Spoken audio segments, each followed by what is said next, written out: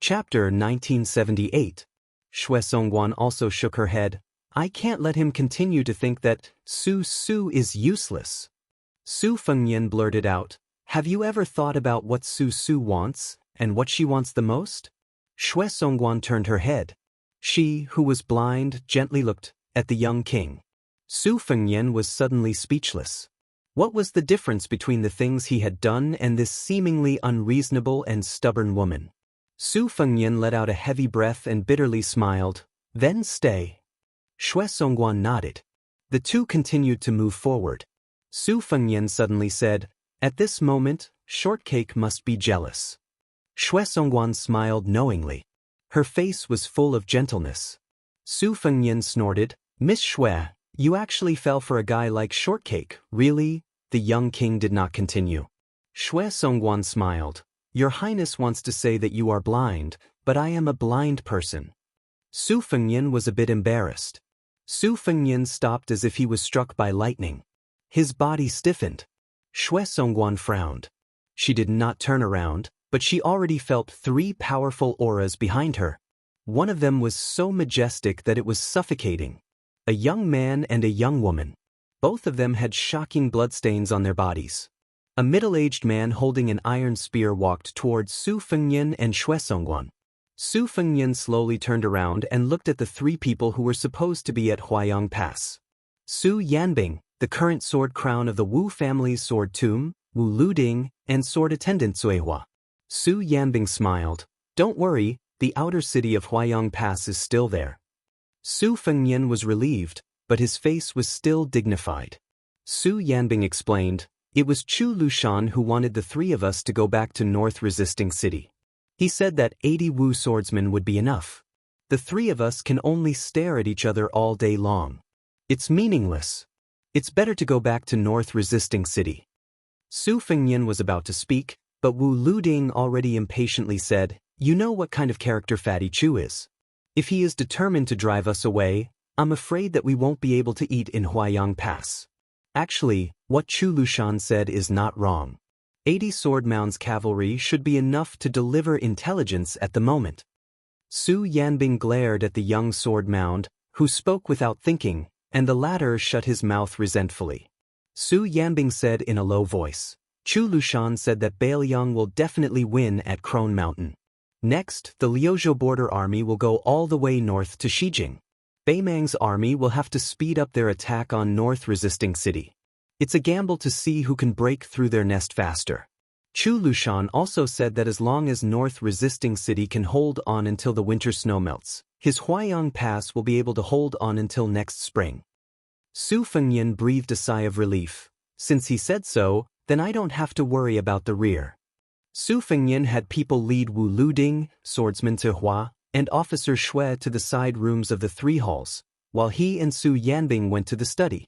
After Su Yanbing entered the study, he said in a low voice, Chu Lushan said something at the end.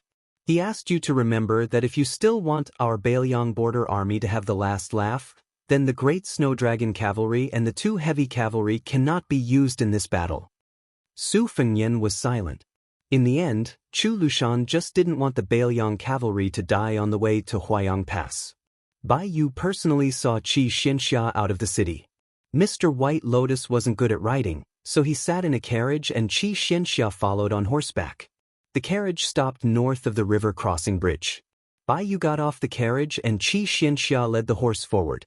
The 2 walked to the middle of the wooden bridge together. Qi Xianxia couldn't help but ask, why did you come to North Resisting City to be the provincial governor of Liangzhou? Why didn't you stay in Liangzhou? Bai Yu rested his elbows on the bridge railing and propped up his chin. Looking at the slowly flowing river, he said calmly, on the one hand, if we stay in the Liangzhou provincial governor's mansion, we have to depend on others' whims and whims. We're firmly suppressed by Song Dongming, the deputy administrator overseeing Mount Qingliang. Rather than fighting in close quarters on a chess game that we're bound to lose and making us look ugly, it's better to switch to a different chessboard. Of course, this reason is far-fetched and is only used to convince myself. Even a layman like you might not be willing to believe it. In fact, the reason why I chose to follow the new Liang prince to North Resisting City, other than hoping to become a more trusted official than Song Dongming, was also selfish. Qi Xianxia frowned. Selfish? Bai Yu turned his head slightly and asked with a face full of smiles, "Do you know what a scholar's ambition is?" Qi Xianxia, who was already in a bad mood, snorted and said unhappily, "A boorish man like me doesn't understand the ambition of scholars like you." Bai Yu blinked. "Do you really not understand, or are you pretending not to?" Qi Xianxia kept a straight face and didn't say anything. Bai Yu didn't want to get to the bottom of it and looked at the river again. However, he took a step back, shook his sleeves, and straightened his clothes. In an era, in a country, someone has to stand out resolutely at a certain moment and stand in a certain position. Just stand there. Not one step back. As long as you stand there, you have an unshirkable responsibility. On the battlefield, Lu Jinu of Huda City and Wei Jingtang of Hengshui City were like this. In the court, Zhang Julu was even more so. Now, it's the turn of the new prince of Liang, Su Fengyan. Bai Yu narrowed his eyes and looked into the distance. I don't care what Su Fengyan's goal was or what his original intentions were, but in the end, he chose to stand there. In any case, Bai Yu, only look at the results and don't ask for the reasons. Therefore, I also chose to stand here. Whether it's merits or demerits, allow me to die and let your descendants judge. Bai Yu laughed and said, I don't like it when the later generations depict this soul-stirring war. I don't like it when the scholars of the later generations flip through that book and discover that in the end, not a single scholar died here. Qi Xianxia sighed softly. Bai Yu suddenly said sadly, in the past, I didn't feel much, but now I'm beginning to realize that in the conversations of the officials of the Central Plains, there's a lot of mockery towards Bailiang. Those condescending and pointing fingers are so detestable. Qi Xianxia suddenly mounted his horse and said in a low voice, Let's go. If I listen any longer, I'm afraid I won't be able to leave either. Bai Yu laughed loudly. Go back to your Central Plains. As expected, Qi Xianxia squeezed his horse's belly and urged it to leave. Bai Yu didn't continue to watch Qi Xianxia leave. In any case, he couldn't see clearly, so he didn't want to waste his energy. Bai Yu suddenly slapped the railing of the bridge and sang loudly, The wind blows. My Bailiang is strong. Wang Lin, who was jokingly called Bailiang's god of fortune, left Mount Qingliang Wutangan with a smile after seeing his daughter Wang Chudong. However, when there was no one around, Wang Linshuan's smile faded. This old man, who was the wealthiest person in Qingzhou and the wealthiest person in Bailiang, was only left with a face full of exhaustion. Su Weisheng had privately told him something.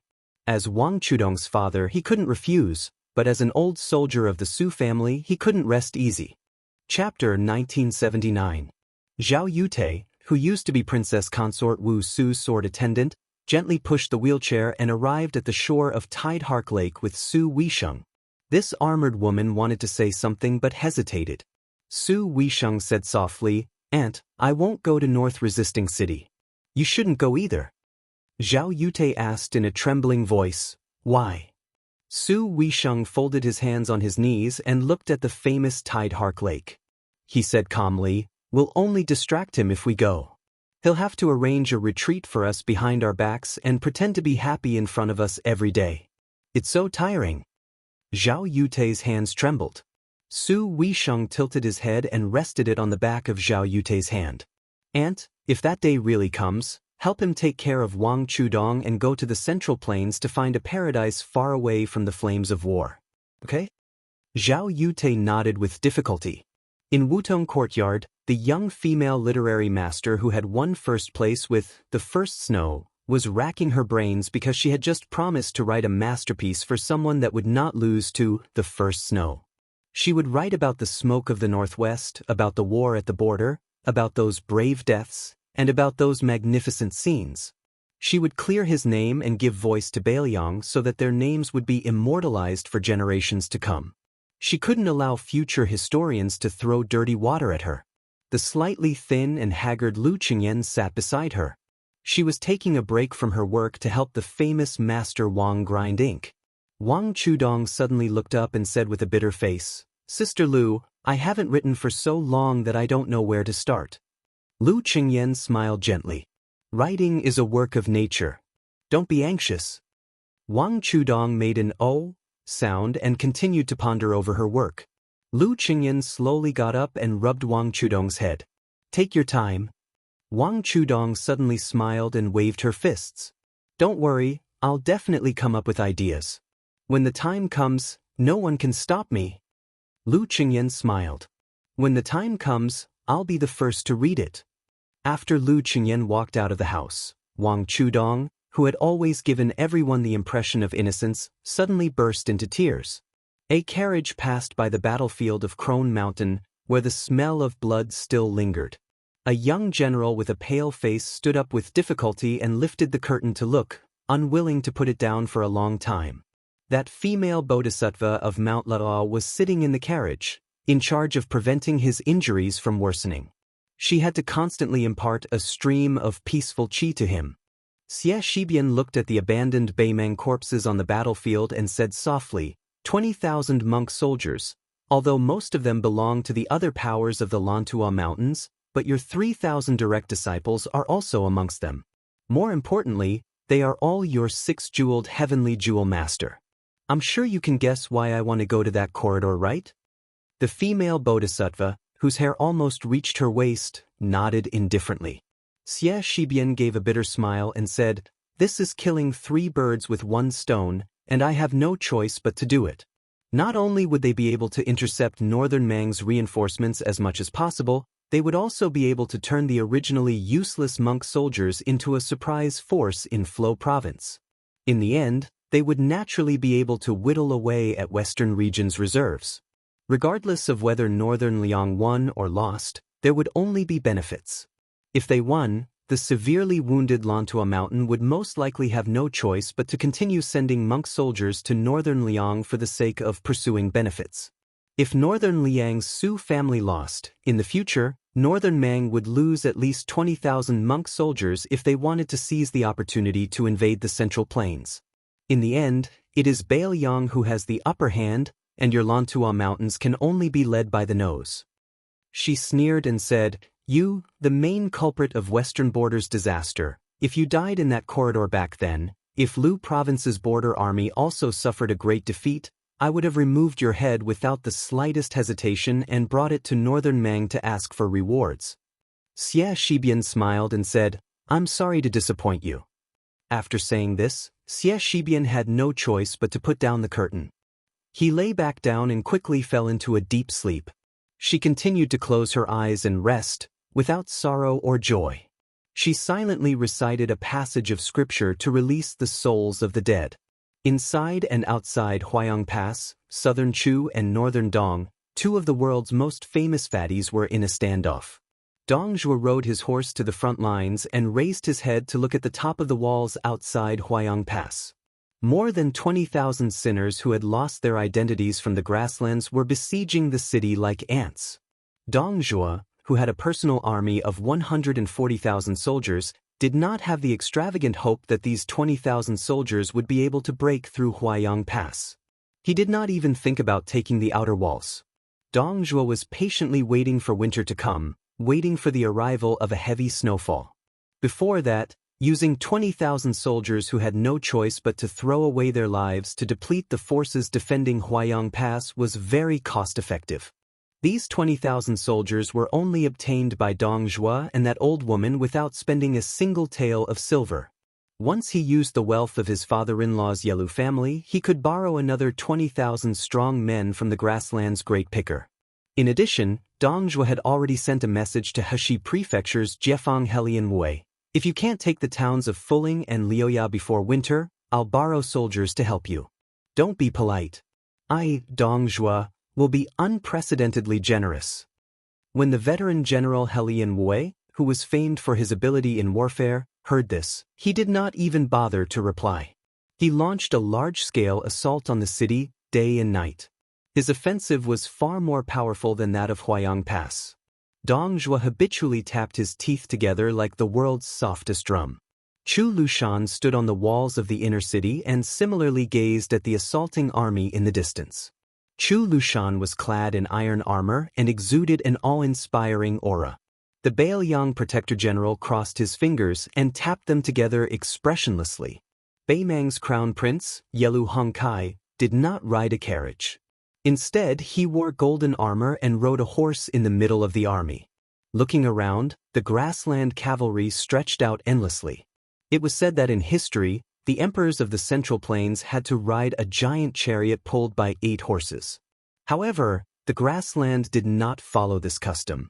However, this crown prince felt that after he became the ruler of the Central Plains, he could change this custom.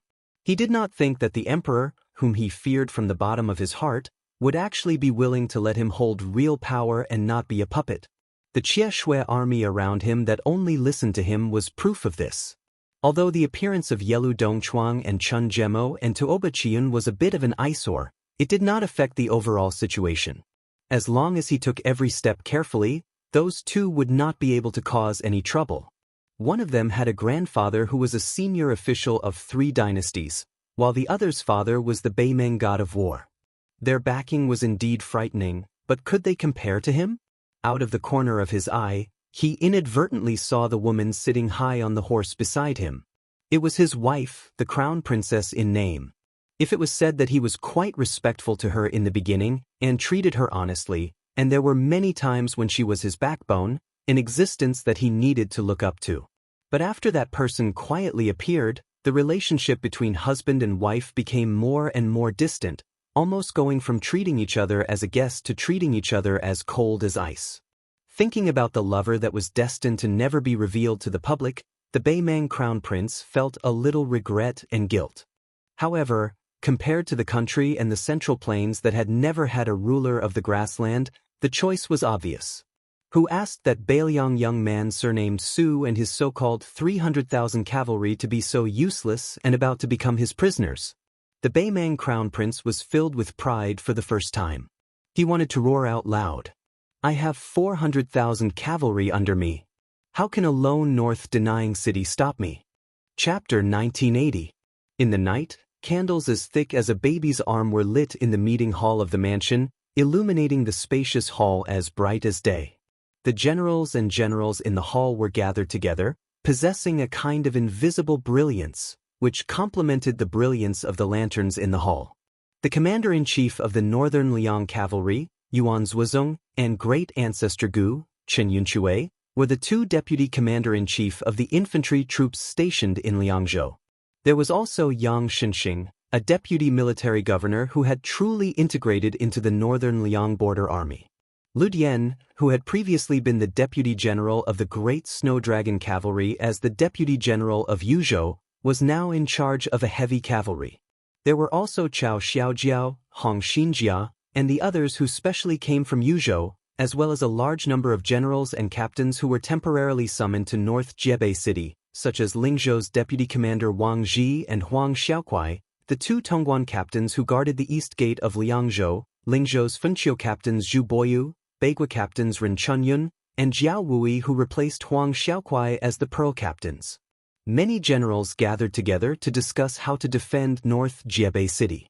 Among them, Hong Xinjia, who built the Gourd Wu Fort's beacon system single-handedly, actually did not have a high rank, but at this time, together with the young lord and the 2 deputy commanders of the border army, they were all listening attentively to the details of defending the city. A large number of green-robed counselors were present to listen.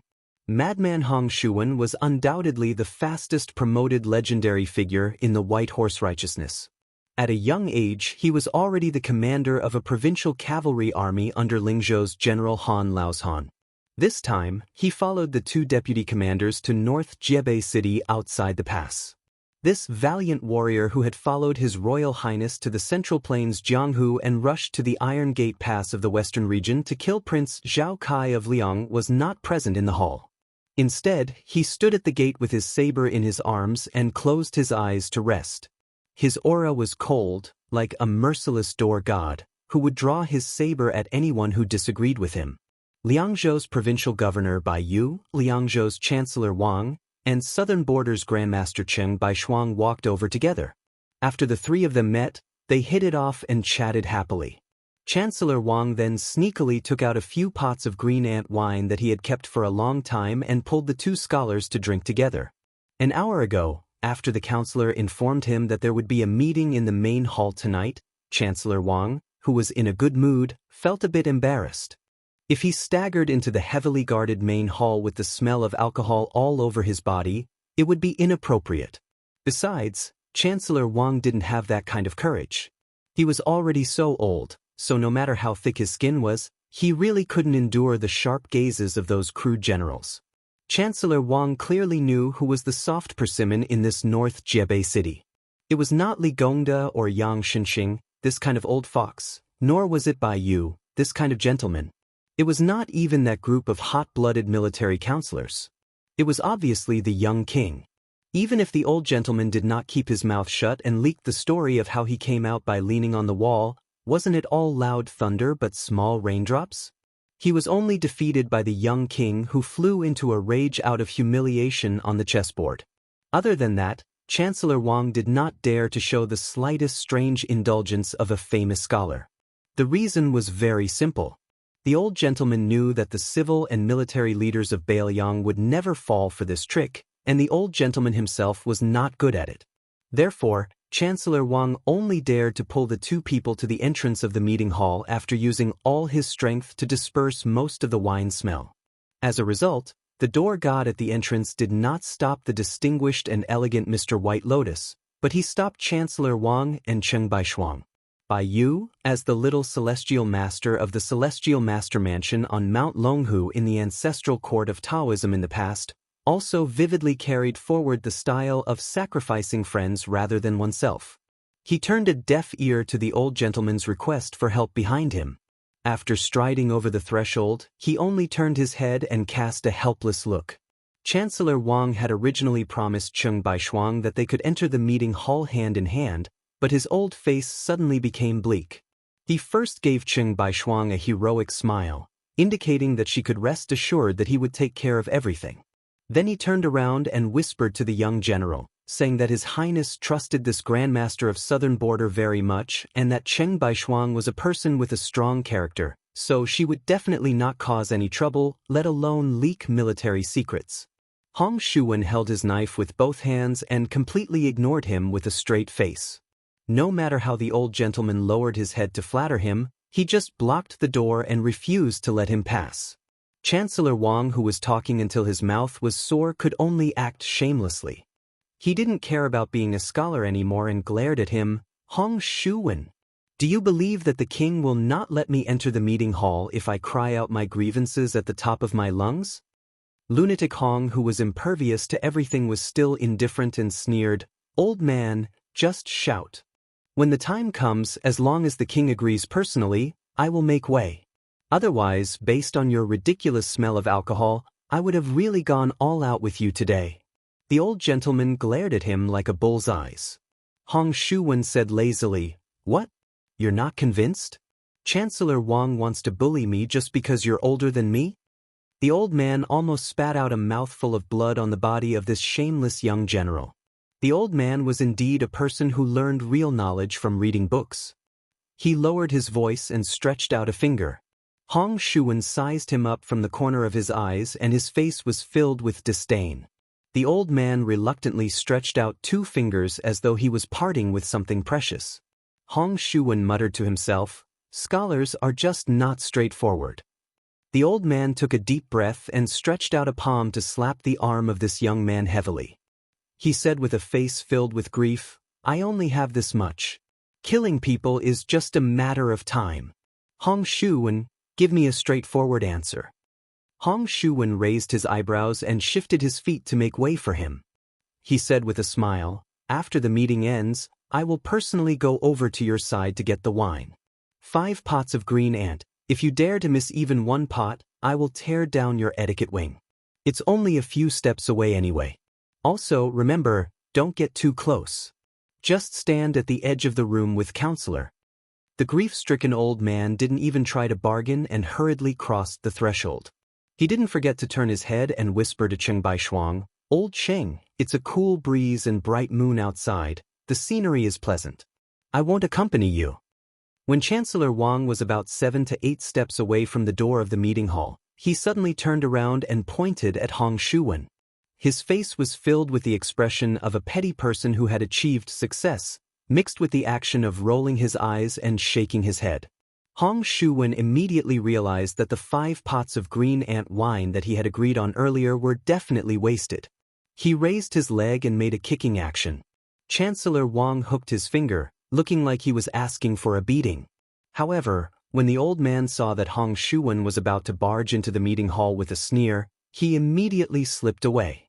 Hong Shuwen wasn't surprised. He turned around and continued to hug his knife with his eyes closed. It was an eye-opener for Cheng Baishuang, a Mr. White Lotus who spoke elegantly and was proud of himself, a right chancellor of Shangyin Academy who almost dominated the literary world in his early years. How could he be so shameless when he came to Beiliang? Cheng Baishuang, who cultivated both civil and martial arts and had profound attainments in both, didn't know whether to laugh or cry. However, he didn't get angry and didn't leave in shame. Instead, he stood outside the door of the meeting hall and looked inside. He asked softly, "May I ask this general, can I stand here and listen to the meeting inside the room?" Hong Shuwen didn't open his eyes and said in a bad mood, "Since the prince allowed you to walk around the residence as you wish, then as long as you don't cross the threshold tonight, it doesn't matter if you stand outside the door and listen. Even if you lie down, I won't stop you." Cheng Baishuang, who almost had the aura of a Confucian sage, dismissed it with a smile. Previously, when he was drinking and chatting with Chancellor Baiyu, Cheng Baishuang heard a lot of interesting anecdotes. The speaker didn't mean it, but the listener listened attentively. Baiyu said that the young prince would occasionally leave the study room on the right side of the signing room and go to the room on the left side of the signing room, which was called the Vegetable Garden, by North Jeju City. That was the headquarters of the military counselor. Because these young people with different backgrounds didn't have any official rank, they only wore the green robes of Confucian scholars. When they gathered together, it looked like a green vegetable garden. Moreover, these people were the students of Beiliang. Whether they were born in Beiliang or scholars from other places, they all took root and grew up in North Jeju City. From time to time, Su Fengnian would go there to sit, regardless of day or night. There were no long speeches. He just chatted with those scholars who were mostly of the same age. Most of them were trivial matters. At most, they talked about writing articles and learning. On the contrary, they rarely talked about the important matters of the country.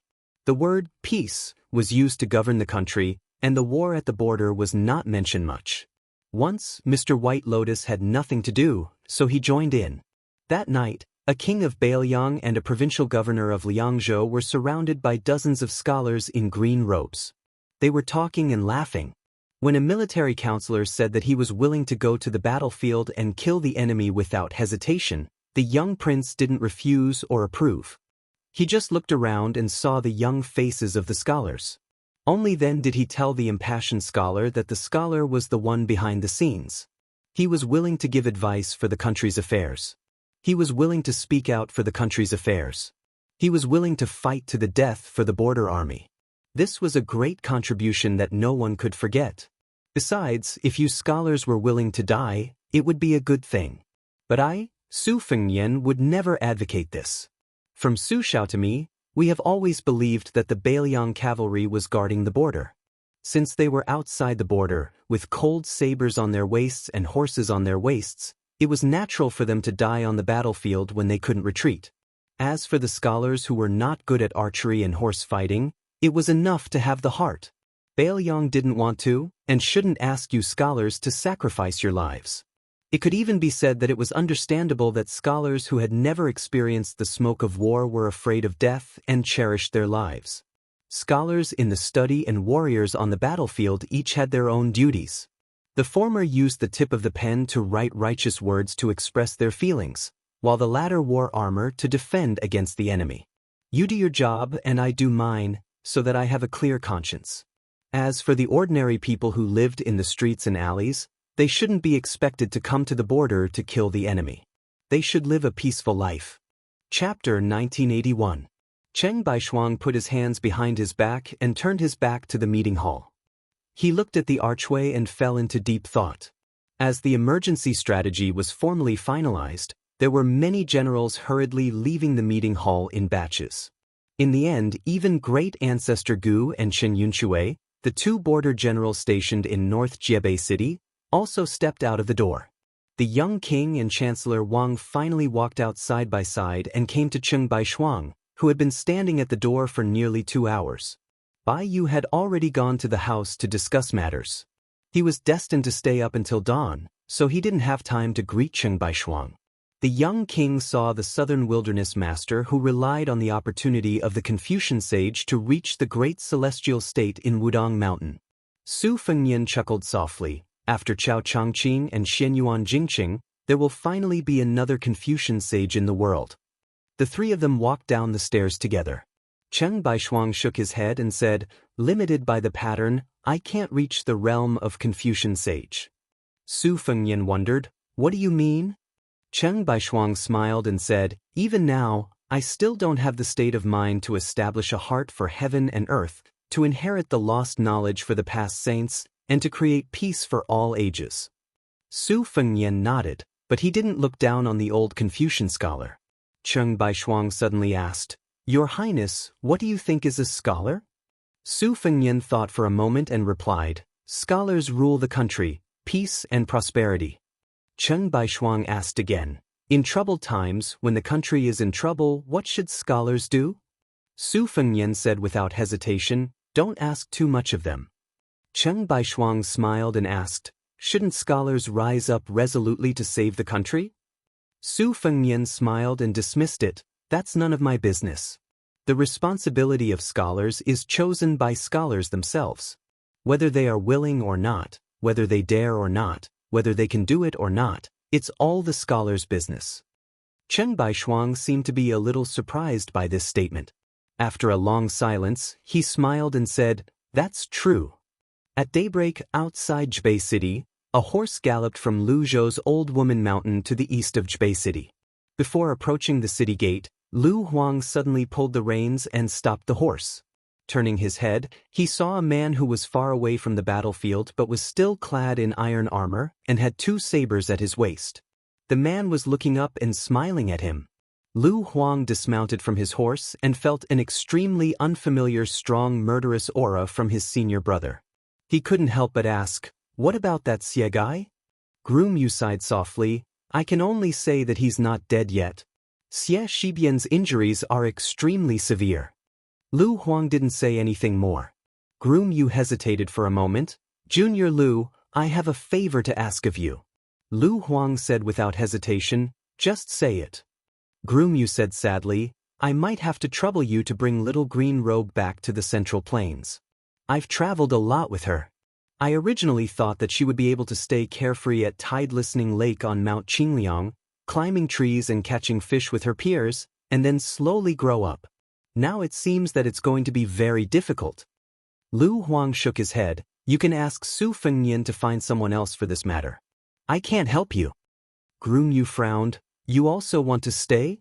Lu Huang snorted. "Could it be that only you, Groom Yu, can be heroic and I, Lu Huang, can't be heroic for once?" Groom Yu was speechless. Lu Huang said regretfully, "It's a pity that you and I don't have a good sword for the time being." Groom Yu patted the cold saber at his waist and smiled. "After using it, I found that it's very useful. I don't even need to carry the saber away. It's quite carefree." Lu Huang joked, "Why don't you share one with me?" Groom Yu decisively refused. "Don't even think about it." Lu Huang clicked his tongue. "I also want you to promise me something." Groom Yu smiled. "Let's hear it first. We'll see if you agree or not." Lu Huang grinned. "If I kill more people than you on the battlefield outside the pass, how about you call me senior brother in the future?" Groom Yu patted this junior brother's shoulder and said earnestly, "Although a junior brother who doesn't want to be a senior brother isn't a good junior brother, as a senior brother, I can understand this feeling. Unfortunately, I still won't agree to it." Lu Huang didn't feel surprised. He led the horse forward with a smile on his face. In the many years in Eastern Sea's martial emperor city, the two of them didn't have any interactions and wouldn't chat casually like this. Groom Yu, who seemed to be easy to talk to but was actually the hardest to talk to, was too talented, Too good of a bone structure, too high of a cultivation, and too deep of a comprehension of the sword. Therefore, even if he had the best temper among all of Wang Xinji's disciples, he would give others the feeling that he was looking down on you. Lu Huang really couldn't like that kind of groom Yu. The current groom Yu and his junior brother, Lu Huang, who was extremely competitive, couldn't be hated. Groom Yu suddenly said, "If I can leave Baoyang's border alive, I will find a graceful and charming girl and find a peaceful and quiet village to spend the rest of my life with." Lu Huang nodded, "Not bad." Groom Yu sighed, "It is very good. However, I am also quite worried right now. With my appearance as a bridegroom, finding a beautiful young lady from northern Liang's Toaji County would be a piece of cake. But junior marshal brother, with your appearance, what should I do? What if I see a girl that I don't like and want to introduce her to you, but they only like me? It will be very difficult for me." Lu Huang took a deep breath. He took another deep breath. Only then did he resist the urge to beat him up. At noon, in a secluded courtyard of the feudal residence, a white-haired, white-clothed, one-armed old man raised his cup and drank wine leisurely. This old man, who was addicted to swallowing the world's famous swords, was not only of the same generation as Lu Songtao. Not only did he compete with Li Chungang in the way of the sword, but he was also the master of the West Shu Sword Emperor and Qingliang Mountain Sword Jihuang. Chapter 1982. On the opposite side of the stone table was the current head of the Dongyue sword pool, Chai Qingshan.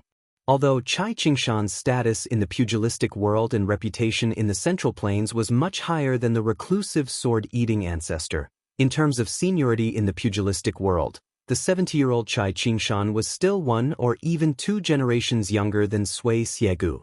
Sui Xiegu had once visited the sword pool when he was 30 and defeated an elder of the sword pool with the surname Song. The latter was already 60 years old at the time. Although he was defeated and his sword became Sui Xiegu's delicacy, the elder still held Sui Xiegu in high regard before he passed away. He saw Sui Xiegu as a fellow swordsman. When the young Chai Qingshan entered the Dongyue sword pool as an outsider, he became the brother of the previous head of the Dongyue sword pool. He was taught by the previous head of the sect, Song Yanqing. Therefore, when he finally saw Sui Xiegu in person today, Chai Qingshan bowed respectfully. Sui Xiegu recalled the past and said slowly, "Back then, whenever Li Chungang defeated a famous swordsman in the pugilistic world, I would follow closely behind and join in the fun. However, after some swordsmen lost to Li Chungang, their sword hearts were covered in dust and their sword wills were shattered. Naturally, I had an unfair advantage." At this point, Sui Xiegu glanced at Chai Qingshan and sneered. "Song Yanqing's father, your master, was such a person. He could not afford to lose, and after being humiliated, he died in depression. On the other hand, although your martial granduncle's swordsmanship was not as good as his nephew's, his temperament was clearly more tenacious. After losing to me, he trained himself for 20 years. When we fought again, he still lost. But do you know what that 100-year-old old man said with a smile when he saw me break his sword with his own eyes?" Chai Qingshan shook his head. Sui Xiegu narrowed his eyes and sighed. That old man laughed and said that his mother's life was only 100 years. How could a 3-foot sword be enough? This old man still wants to practice swordsmanship in his next life and the next 100 years. Chai Qingshan was silent, but his mind was filled with longing. Sui Xiegu said calmly, "Speaking of which, your master's swordsmanship was destroyed. His heart was not strong enough. After all, as the head of a sect, especially in the Dongyue sword pool, which had a long history of swordsmanship, he probably had to bear the burden of his family's prosperity since he was in his mother's womb. Naturally, it was hard to let it go." Chai Qingshan, who was still the head of the sword sect, sighed. Sui Xiegu said, "It's even harder." Chai Qingshan was stunned. At this moment, Hong Shuwen, who did not leave North Jebei City with Wang Ji and Huang Xiaokuai, walked into the courtyard. He was holding a huge wooden box. His expression was as if someone owed him 1,000,000 taels of silver. He slammed the wooden box on the stone table. He stared at Sui Xiegu and said, "His Highness asked me to bring this to you. There are 6 swords in a box. Other than the 2 swords of Fuji of Shu, There are also the 4 swords of Jingshi and Dragon Scale that were kept in Tide Listening Pavilion for many years. Sui Xiegu casually opened the wooden box. The sword qi was dense. The small courtyard was like it was in the middle of winter.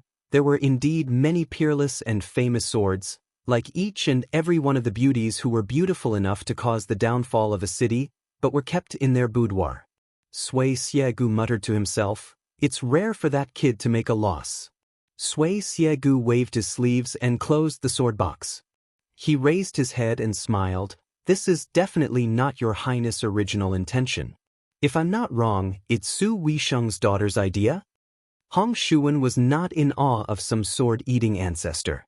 He said unhappily, "I'm only responsible for sending the swords here." Just as the young man was about to turn and leave, Sui Xiegu suddenly opened his mouth and said, "For swords should be enough for me to make a move. You can take back 2 swords. This old man is not someone who would take advantage of a burning house." Hong Shuwen bent down at lightning speed and opened the sword box. He hurriedly asked, "Senior Sui, may I ask which 2 swords of Fuji are?" Sui Xiegu laughed coldly and could not be bothered to answer. The sword was named Fuji. It was very easy to recognize. The body of the sword was long and narrow and there were inscriptions on the scabbard. Hong Shuwen did not spend any effort to identify it. However, he was not sure which sword was the Fuji that was equally famous as Fuji. After much difficulty, he identified the other 3 swords. In the end, he had to choose between 2 swords. He was hesitant as he was afraid that if he took the wrong one, he would cause His Highness to suffer a huge loss. Sui Xiegu reached out and twirled his snow-white eyebrows with a playful smile. Hong Shuwen gritted his teeth and was about to pick up an ancient sword that looked like a Fuji. Just as he grabbed the scabbard, he heard Sect Master Chai of the Dongyue sword pool cough softly. Hong Shuwen immediately put down the long sword in his hand and grabbed the other sword in the black scabbard. He held one sword in each hand and laughed happily as he left quickly. Chai Qingshan hesitated and said, "I hope Senior will not take it to heart." Sui Xiegu had an indifferent expression. "It does not matter." At dusk, an old man in scholarly robes who had taken off his Daoist robes slowly walked towards the bridge towards the north. A tall woman in white blocked his path on the bridge. The old man did not care. He walked onto the bridge and asked with a smile, "Celestials, why are you making things difficult for immortals?" The woman with snow-white eyes said coolly, "The heavens will not tolerate the actions of great rebels." The old man smiled and pretended to be surprised. "Oh." The tall woman was the Qi cultivator grandmaster Tantai Pingjing. Her gaze grew sharper. "Zhao Chongling, you were not suppressed in the water-moon sky well back then because the heavens had given you a way out. I advise you not to reach for a yard after being given an inch." The old man made a sound of acknowledgement. "So what?" She stood in the middle of the bridge. "If you dare to come forward, even if I have to fight Su Fengyan, I will destroy your soul." The old man laughed. "You scared me to death." The old man suddenly stopped smiling. "Pity, I am the immortal of the heavens, Zhao Chongling." Chapter 1983. Facing Zhao Chongling, who called himself an immortal, Tantai Pingjing showed a hint of disdain. "Banished immortals are banished immortals. Do you think that you are a Daoist spiritual master of the mortal world, and that no matter where you are seen as an unreachable immortal by the people?" Tantai Pingjing was undoubtedly the only remaining great grandmaster of the Qi cultivators in the mortal world. She exposed Zhao Chongling's past. When immortals came to the mortal world, they were no longer immortals of longevity. They were like a powerful central official who had been banished out of the capital and wandered thousands of miles. While they would not become homeless dogs, their power was far less than in the past. When in Rome, do as the Romans do, and follow the local rules. Back then, in the battle outside the imperial astronomer, Su Fengyan had used his power to kill countless ancestors of Longhu Mountain who had walked out of the statues. He had the advantage of the mortal world. If Su Fengyan was someone who had ascended from the mortal world, and met so many ancestors of Longhu Mountain who had achieved longevity, he would undoubtedly lose. Compared to Zhao Chongling's bravado at this moment, Tantai Pingjing was more curious about how this person had been able to escape the heavenly way, and escape as a scholar after death, and not become an incomplete soul in the well. Zhao Chongling did not continue forward. He stood near the railing of the bridge and looked at the quietly flowing river. The river flowed endlessly, and did not give up day or night. The old man, dressed in ancient spring and autumn scholarly robes, had his hands behind his back as he thought of the past. He frowned as though he thought of many heavy matters that could not be mentioned. One of the three great demons of the spring and autumn period, the butcher Su Xiao. This great general of Liang, whose achievements shocked the emperor, his life could be divided into two parts. Before this, he had worked for the old emperor of Liang, Zhao Li. After that, the incense that the Su and Zhao families had accumulated over the years was almost completely gone. Zhao Dun had won the battle for the throne, and the new emperor had been the most meritorious official of the previous dynasty before ascending the throne. There was a grudge between the two families. The Su and Zhao families started to be strangers. Zhang Julu's court reached the top, and opened the peak of the imperial court's secret encirclement and suppression of the Bailiang frontier army. In the imperial examinations, there was a threshold for Bailiang scholars to enter the bureaucracy of the Central Plains. He used Kai Nan, a direct descendant of Gu Jiantang, and the Duke of Huainan Zhaoying to work together to impede the Bailiang. In the end, the Su family, including the Su family, became non-human beings. They lived in a corner of the northwest of the Central Plains, and were not seen as people of the Central Plains. The reason why Li Yishan was seen as the least outstanding of the top strategists of the spring and autumn period was largely because after Zhao Chongling's death, he did not turn the tide and successfully helped the Su family and Bailiang integrate into the Central Plains. This caused the Zhao imperial court to view Bailiang as a great threat. Because of this, the Su family and Zhao families had no victories to speak of. The Su family's cavalry, as the cornerstone of the border army, had never received the financial support of the Central Plains. On the other hand, the Zhao family also buried the roots of the two Guangling River rebellions. While they secretly pushed for West Chu to revive, and barely achieved the goal of weakening the vassal kings and generals, the progress of the war was not smooth. The loss of Liang's power was great, clearly far exceeding the expectations of the old Grand Secretary Zhang Julu when he was alive. This caused the ambitious Yan King Zhaobing, who had been bitterly suppressed in the south for 20 years, to develop the desire to fight for the Central Plains. Similarly, the Su family also continuously fought bitter battles, greatly damaging their vitality. Even though they obtained a great victory in the First Great Battle of Liangmang, the northern Meng cavalry still wasn't willing to pinch the Liangliao border army and the Ji province border army that were even easier to deal with. They decided to first go down to northern Liang and then swallow up the Central Plains. That was why from the current situation, northern Liang's Su family, Liang's Zhao Shi, and the northern Meng Empress, all three of them had lost. On the contrary, it was the Yan King Zhaobing and that puppet King Jingan Zhao Sun who was about to proclaim himself emperor who benefited the most. As for the great pillar state Gu Jiantang who had been biding his time until now, how this martial artist of the spring and autumn four great generals would make his decision was still full of suspense. With Zhao Chongling's assistance, even though Su Zhao's achievements shocked the emperor, he was not cooked by the hounds. He was given the title of king and spent his later years in the northwest border. After Zhao Chongling died on the western Shu battlefield, it was Li Yishan's turn to support the Su family alone.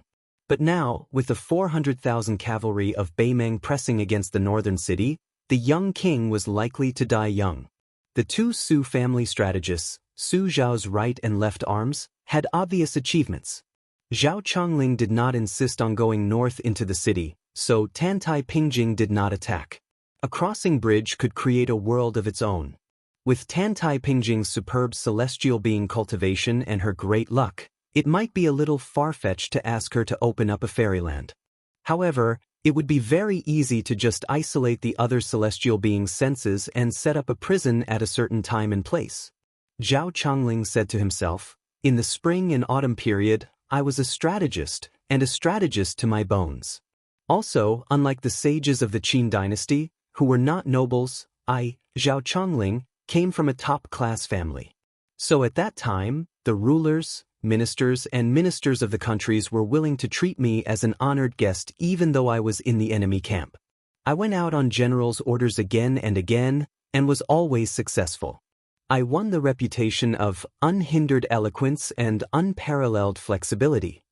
Some of the scholars under generals' command even felt that I, Zhao Chongling, could shoulder both strategy and decisiveness, and did not need Li Yishan, who came from a poor background, to worry. Zhao Chongling slowly shook his head and said emotionally, "How would the world know that this is not the case? Righteousness is Confucianism on the outside, and Tao on the inside. This is the foundation of the Su family's army, and caused General to be able to keep on fighting in the Spring and Autumn War. In the end, I, Zhao Chongling, am just the face of the Su family's cavalry, and the icing on the cake. Righteousness is indispensable, and is helping General in his hour of need.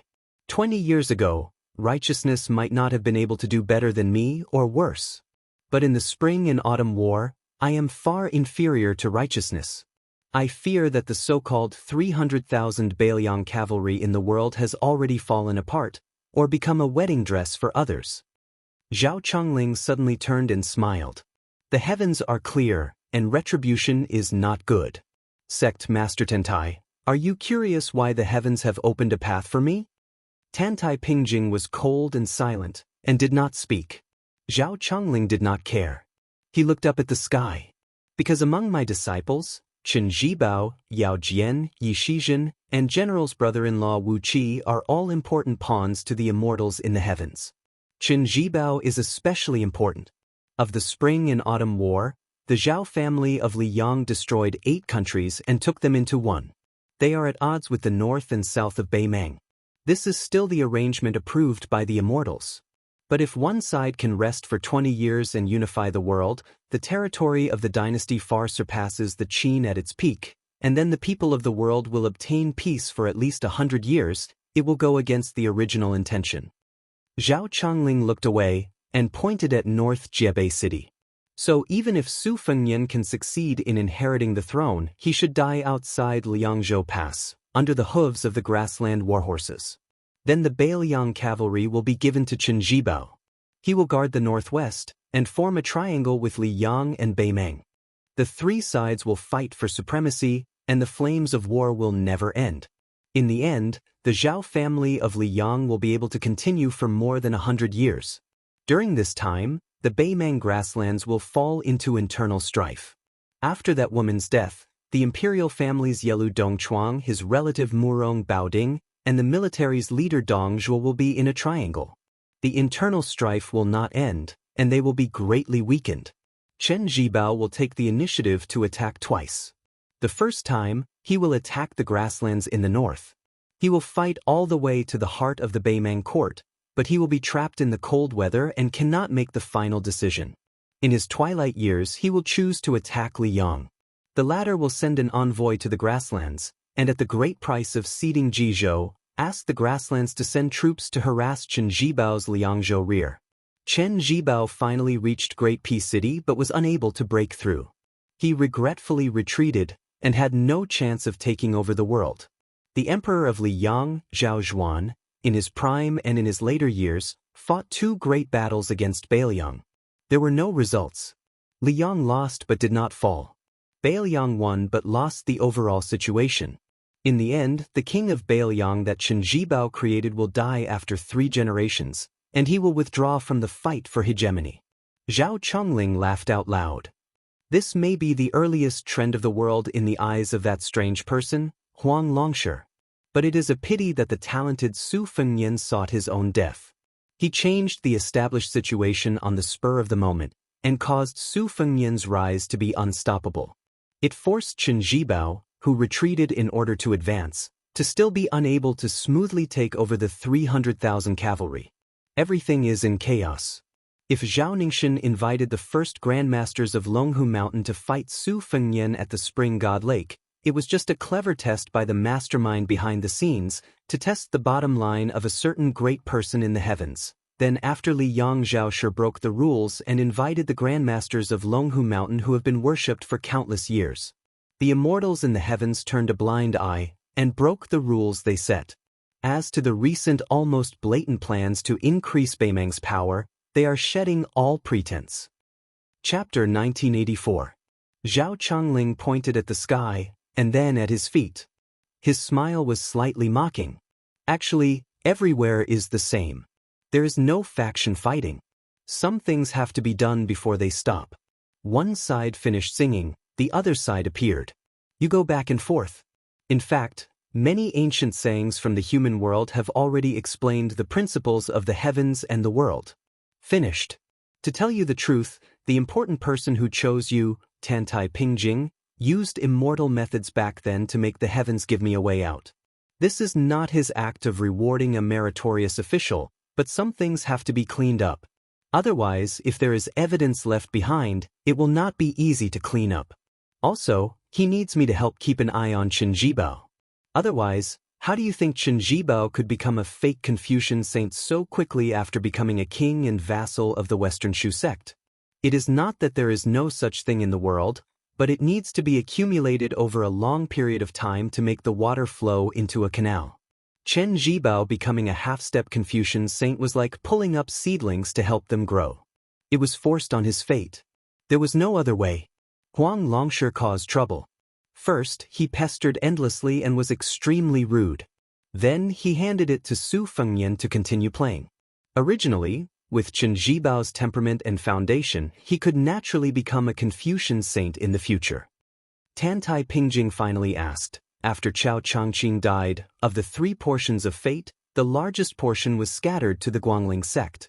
The smallest portion was intercepted by me. The 3rd portion was a transaction. It was the prerequisite for the first portion to successfully merge into the Old West Chu territory. This last portion should have gone to Western Shu. Why was Qin Jibao unwilling to accept it? Zhao Chongling was very proud. After inexplicably becoming a half-baked Confucian saint, how could my proud disciple not sense it? Later, he cooperated with the ambitious Xie Feiyu. The two appeared to be united, but were divided at heart. Qin Jibao was just feigning civility. Also, with his conceit, how could he be willing to accept a favor that was so easily obtained? The disciple that I, Zhao Chongling, chose, Qin Jibao, is a great talent that has not appeared in 500 years. Tantai Pingjing sneered and said, the founding emperor of the great Feng dynasty reincarnated as a banished immortal. He is indeed worthy of the saying that he has not appeared in the world for 500 years. Zhao Chongling asked with a smile, Tantai Pingjing, do you want to know which immortal you are? This old man can answer your questions and tell you about your past and present lives. The great Grandmaster Qi refinement warrior whose nature had always been close to the ruthless nature of heaven seemed to have his reverse scale touched. He flew into a rage for the first time and said sternly, how dare you? Zhao Chongling smiled and said leisurely, if I have no hatred in my eyes and do not believe that there will be white hair in the world, the ancients did not lie to me. Tantai Pingjing narrowed her eyes with murderous intent. Although her snow-white robe looked calm on the whole, ripples could be seen on it if one looked closely, like fine spring water flowing through a blue stone. In the river under their feet, a slender unknown wild fish suddenly jumped out of the water and then fell back into the water. Zhao Chongling smiled knowingly. Tantai Pingjing also smiled. You've done everything you can to ruin my state of mind. Are you hoping to tell Su Fengnian in North Jiebei City where we are? Zhao Chongling waved his hand and said, from the start of my journey to the north, you have been hiding from the heavens. I only sensed a little, but the Su Fengnian knows that the core world of this bridge is just your camouflage. I, Zhao Chongling, am not so naive as to think that with a few words, I can destroy the South Sea Guanyin sect's centuries-old imperturbability. You used the fish under the bridge as a test to try and break my last reliance, the immortal mind left behind after losing the immortal body. Sect Master Tantai, you and I are both smart people. Tantai Pingjing looked pitifully at this strategist of the spring and autumn period, the chief strategist of the Su family who had firmly suppressed Li Yishan when he was alive. She said with a smile, cleverness overcomes cleverness. Zhao Chongling, do you know where you are inferior to Li Yishan in my view? Zhao Chongling ignored the female Qi cultivator grandmaster's question. He frowned and turned to look at north, rejecting city. His gaze was complicated, puzzled, shocked, and in the end, understanding and disappointment. Tantai Pingjing walked forward to the south and brushed past Zhao Chongling. She said softly, "Poison warrior Li Yishan is the most emotional. No matter the situation, status, fortune, or disaster, in the depths of Li Yishan's heart, he is always willing to be kind to the world and choose to trust people. You are different, Zhao Chongling. So the person you choose to inherit your legacy will only be Chen Zhibao. Li Yishan will choose Su Fengnian." Zhao Chongling stood in place, back to back with Tantai Pingjing, who was slowly walking forward. "I lost. Tantai Pingjing, you will also lose." Tantai Pingjing did not stop. She walked down the bridge and headed south without looking back. A dignified voice faintly sounded in her ears. "Ordinary people, foolish beyond compare." Blood immediately gushed out of her ears. But there was a gentle smile at the corner of her mouth. She murmured, "I am willing." Wherever she passed, this tall female Qi refinement grandmaster would constantly emit golden light. Her pair of treacherous snow-white eyes returned to normal. Zhao Chongling stood in place and sighed softly. A rainbow light landed on the bridge. It was the young vassal king who had hurried over from North Reject City. When the fish had jumped out of the water, the movement had seemed subtle. Zhao Chongling, who was in the world, had not been aware. But for Su Fengnian in North Reject City, it was like thunder. It was enough to see how chaotic Tantai Pingjing's state of mind had been at that time. Su Fengnian came to the bridge. He had to be wary of this old scholar who had disguised himself as a fortune-teller and was able to hide from his perception. He was no less wary than the great Peace City eunuch of the same age as the country. Zhao Chongling was not in a hurry to announce his name. He asked with a smile, "The books say that all good things must come to an end. The books also say that it is a small world. But in the end, since people have life and death, life is a parting. Why don't you guess who I am?" Su Fengnian was unmoved. He looked to the south at the tall woman who, for some reason, chose to dissipate her own fortune and give it back to the world. Su Fengnian did not urge her to stay. He did not know how to do so. Without Tantai Pingjing holding him back, the banished immortal Zhao Chongling looked around and said leisurely, "Some scholars seem to care about the world, but in reality, they are arrogant. In the end, they only see the empty world and disdain the country under their eyes. For example, I am one of them. Some scholars care about the country and the world. In the spring and autumn period, only Huang Longshi and Li Yishan are like that." Su Fengnian frowned and said, "Who are you?" Zhao Chongling took advantage of his seniority and said, "Didn't I ask you to guess?" Su Fengnian seemed to be weighing the pros and cons of attacking. Zhao Chongling did not seem to notice. "Your mind is not calm. What? The Beimeng army is pressuring you, causing your mind to be as heavy as weeds. This is not a good sign. If you fight the blessed, Tuoba with your present state of mind, you have no chance of victory. At most, you will die together." Zhao Chongling sighed and looked into the distance. In the past, the Chu had a powerful family, the Zhao family, who had been in power since the founding of Dafeng. They had a 300-year feud with the Su family of Western Shu. Later, they formed a deep grudge because of the Sweet Dew crossing south at the end of the Dafeng years. The Su family suffered and did not go to Guangling River, but instead opened a new path and luckily entered Western Shu. During the spring and autumn period, the Su family, who had become the family name of a country, tried to resolve the grudge and turn hostility into friendship. They took the initiative to form a marriage alliance with the wealthy Zhao family of Guangling. The Zhao family also wanted to have Western Shu as a paradise during the chaos of war, so they agreed to this marriage. A woman who bore the responsibility of the family married far away to Western Shu. In the end, she lost in the struggle for favor in the palace and lost to a woman who also came from the spring and autumn period. Su Fengnian said, "This woman was Zhao Chongling's sister. The two of them relied on each other since childhood, and the elder sister was like a mother." Zhao Chongling nodded and said, "Yes, the younger brother rose up in the family because of the elder sister. His talent and ambition were finally displayed.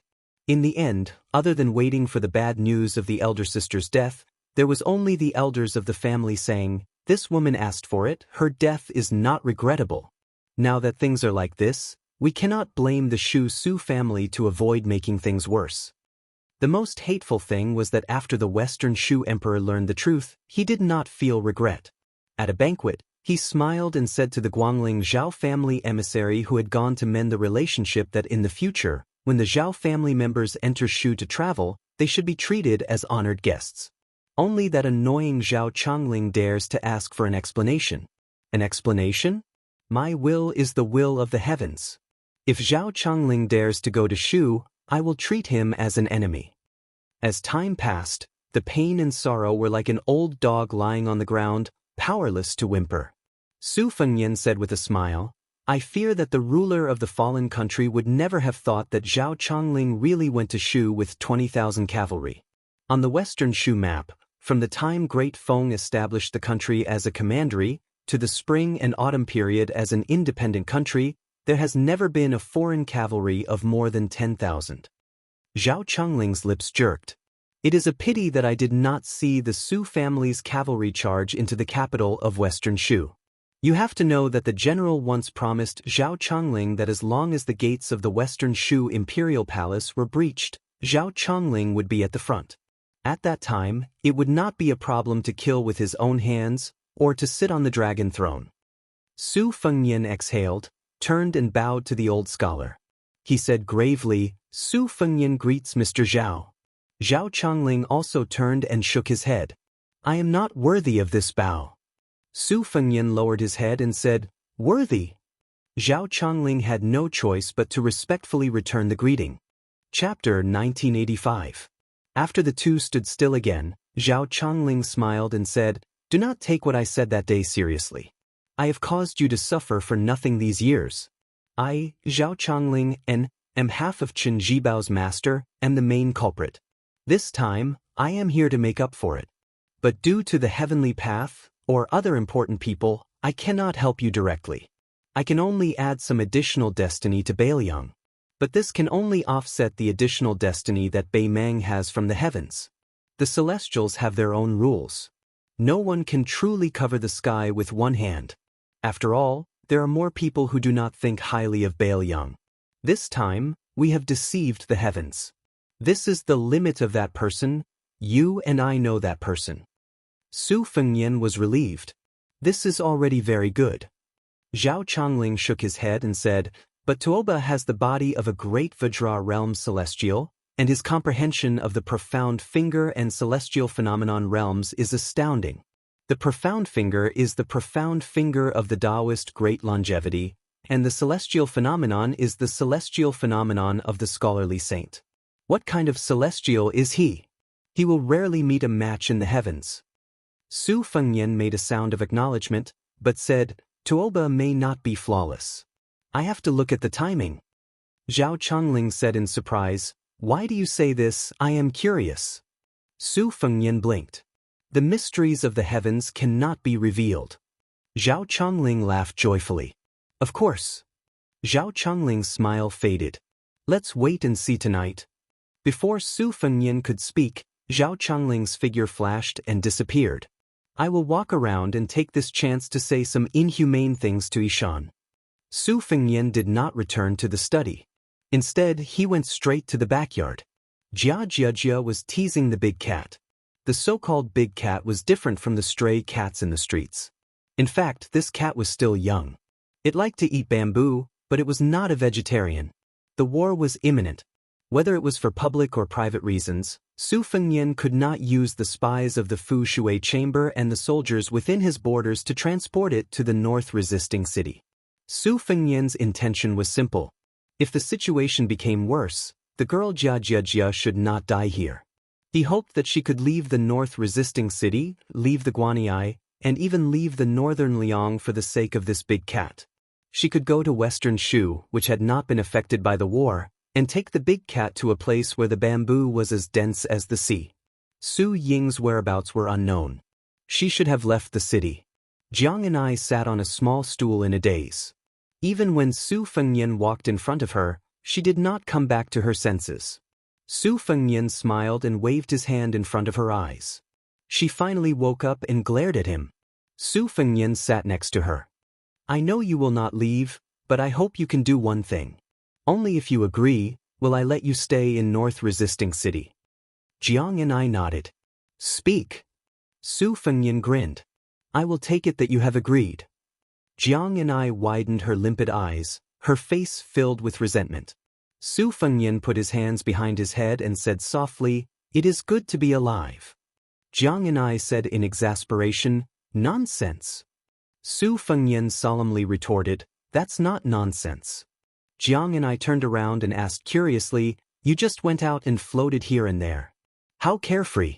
Don't tell me you accidentally hit your head on the ground and became stupid? Su Fengnian leaned forward and said with a smile, Why don't you touch it? Jiang Ni's face flushed red and she spat out 2 words with difficulty, Pervert. Su Fengnian sat up straight and rested his chin on his hands. He looked at the courtyard and sighed. In North Resisting City, Xinyuan Qingfeng found Su Yanbing and said that he wanted to fight. Su Yanbing was unwilling, and Xinyuan Qingfeng was even more unwilling. Su Yanbing was familiar with this crazy woman's personality. He did not give her a chance to attack and directly ran to the study of the manor to cultivate. Outside the North Barbarian City, a red robe swept across the sky, like a splendid red cloud that landed in the mortal world. 30 li east of North Resisting City, a woman in a veil hat stood beside a man in white. The former had a valiant appearance that made people forget about the difference between men and women. The latter had a graceful figure, but under the veil hat was a terrifying face covered in scars. Her eyes were dull and lifeless. Su Ying was overjoyed when she saw the man in white. Her red robe flew around the man in white. The man in white reached out and pressed his hand on Su Ying's forehead. The latter's body suddenly stopped in the air. After the man in white withdrew his hand, he glanced at the woman beside him and said indifferently, Among the 3 of us, you are the most miserable. That vixen and I have never even seen you as an opponent, but you think you have a place in that person's heart. After waiting for so many years, you finally divined that he would come to the human world, but you still did not have the time to meet him. Once again, you will be separated forever. Why did you come? The man in white suddenly laughed. It's better if you don't see him. He will only be sadder if he sees you. In that case, this little idea of yours in the princess tomb is not extremely miserable. I only hope that you did not reveal your background to the Beimeng before leaving the princess tomb. Otherwise, with those treasuries, it would be equivalent to letting the Beimeng barbarians conquer half of the Central Plains in advance. Su Ying landed on the ground with a charming smile. The man in white, who was the #1 demonic cultivator in Beimeng and Liang, rubbed Su Ying's head. Only you are the most fortunate, right? Su Ying only smiled foolishly. Luoyang in white laughed loudly. That city will soon be renamed as Luoyang City. Chapter 1986. The #1 person of Nanzhao, Wei Miao, lived in a small, secluded house in the North Resisting City. When he heard a series of urgent knocks on the door, he went to open it and saw an unexpected but reasonable face. It was the wife he had parted with on Mount Wudong.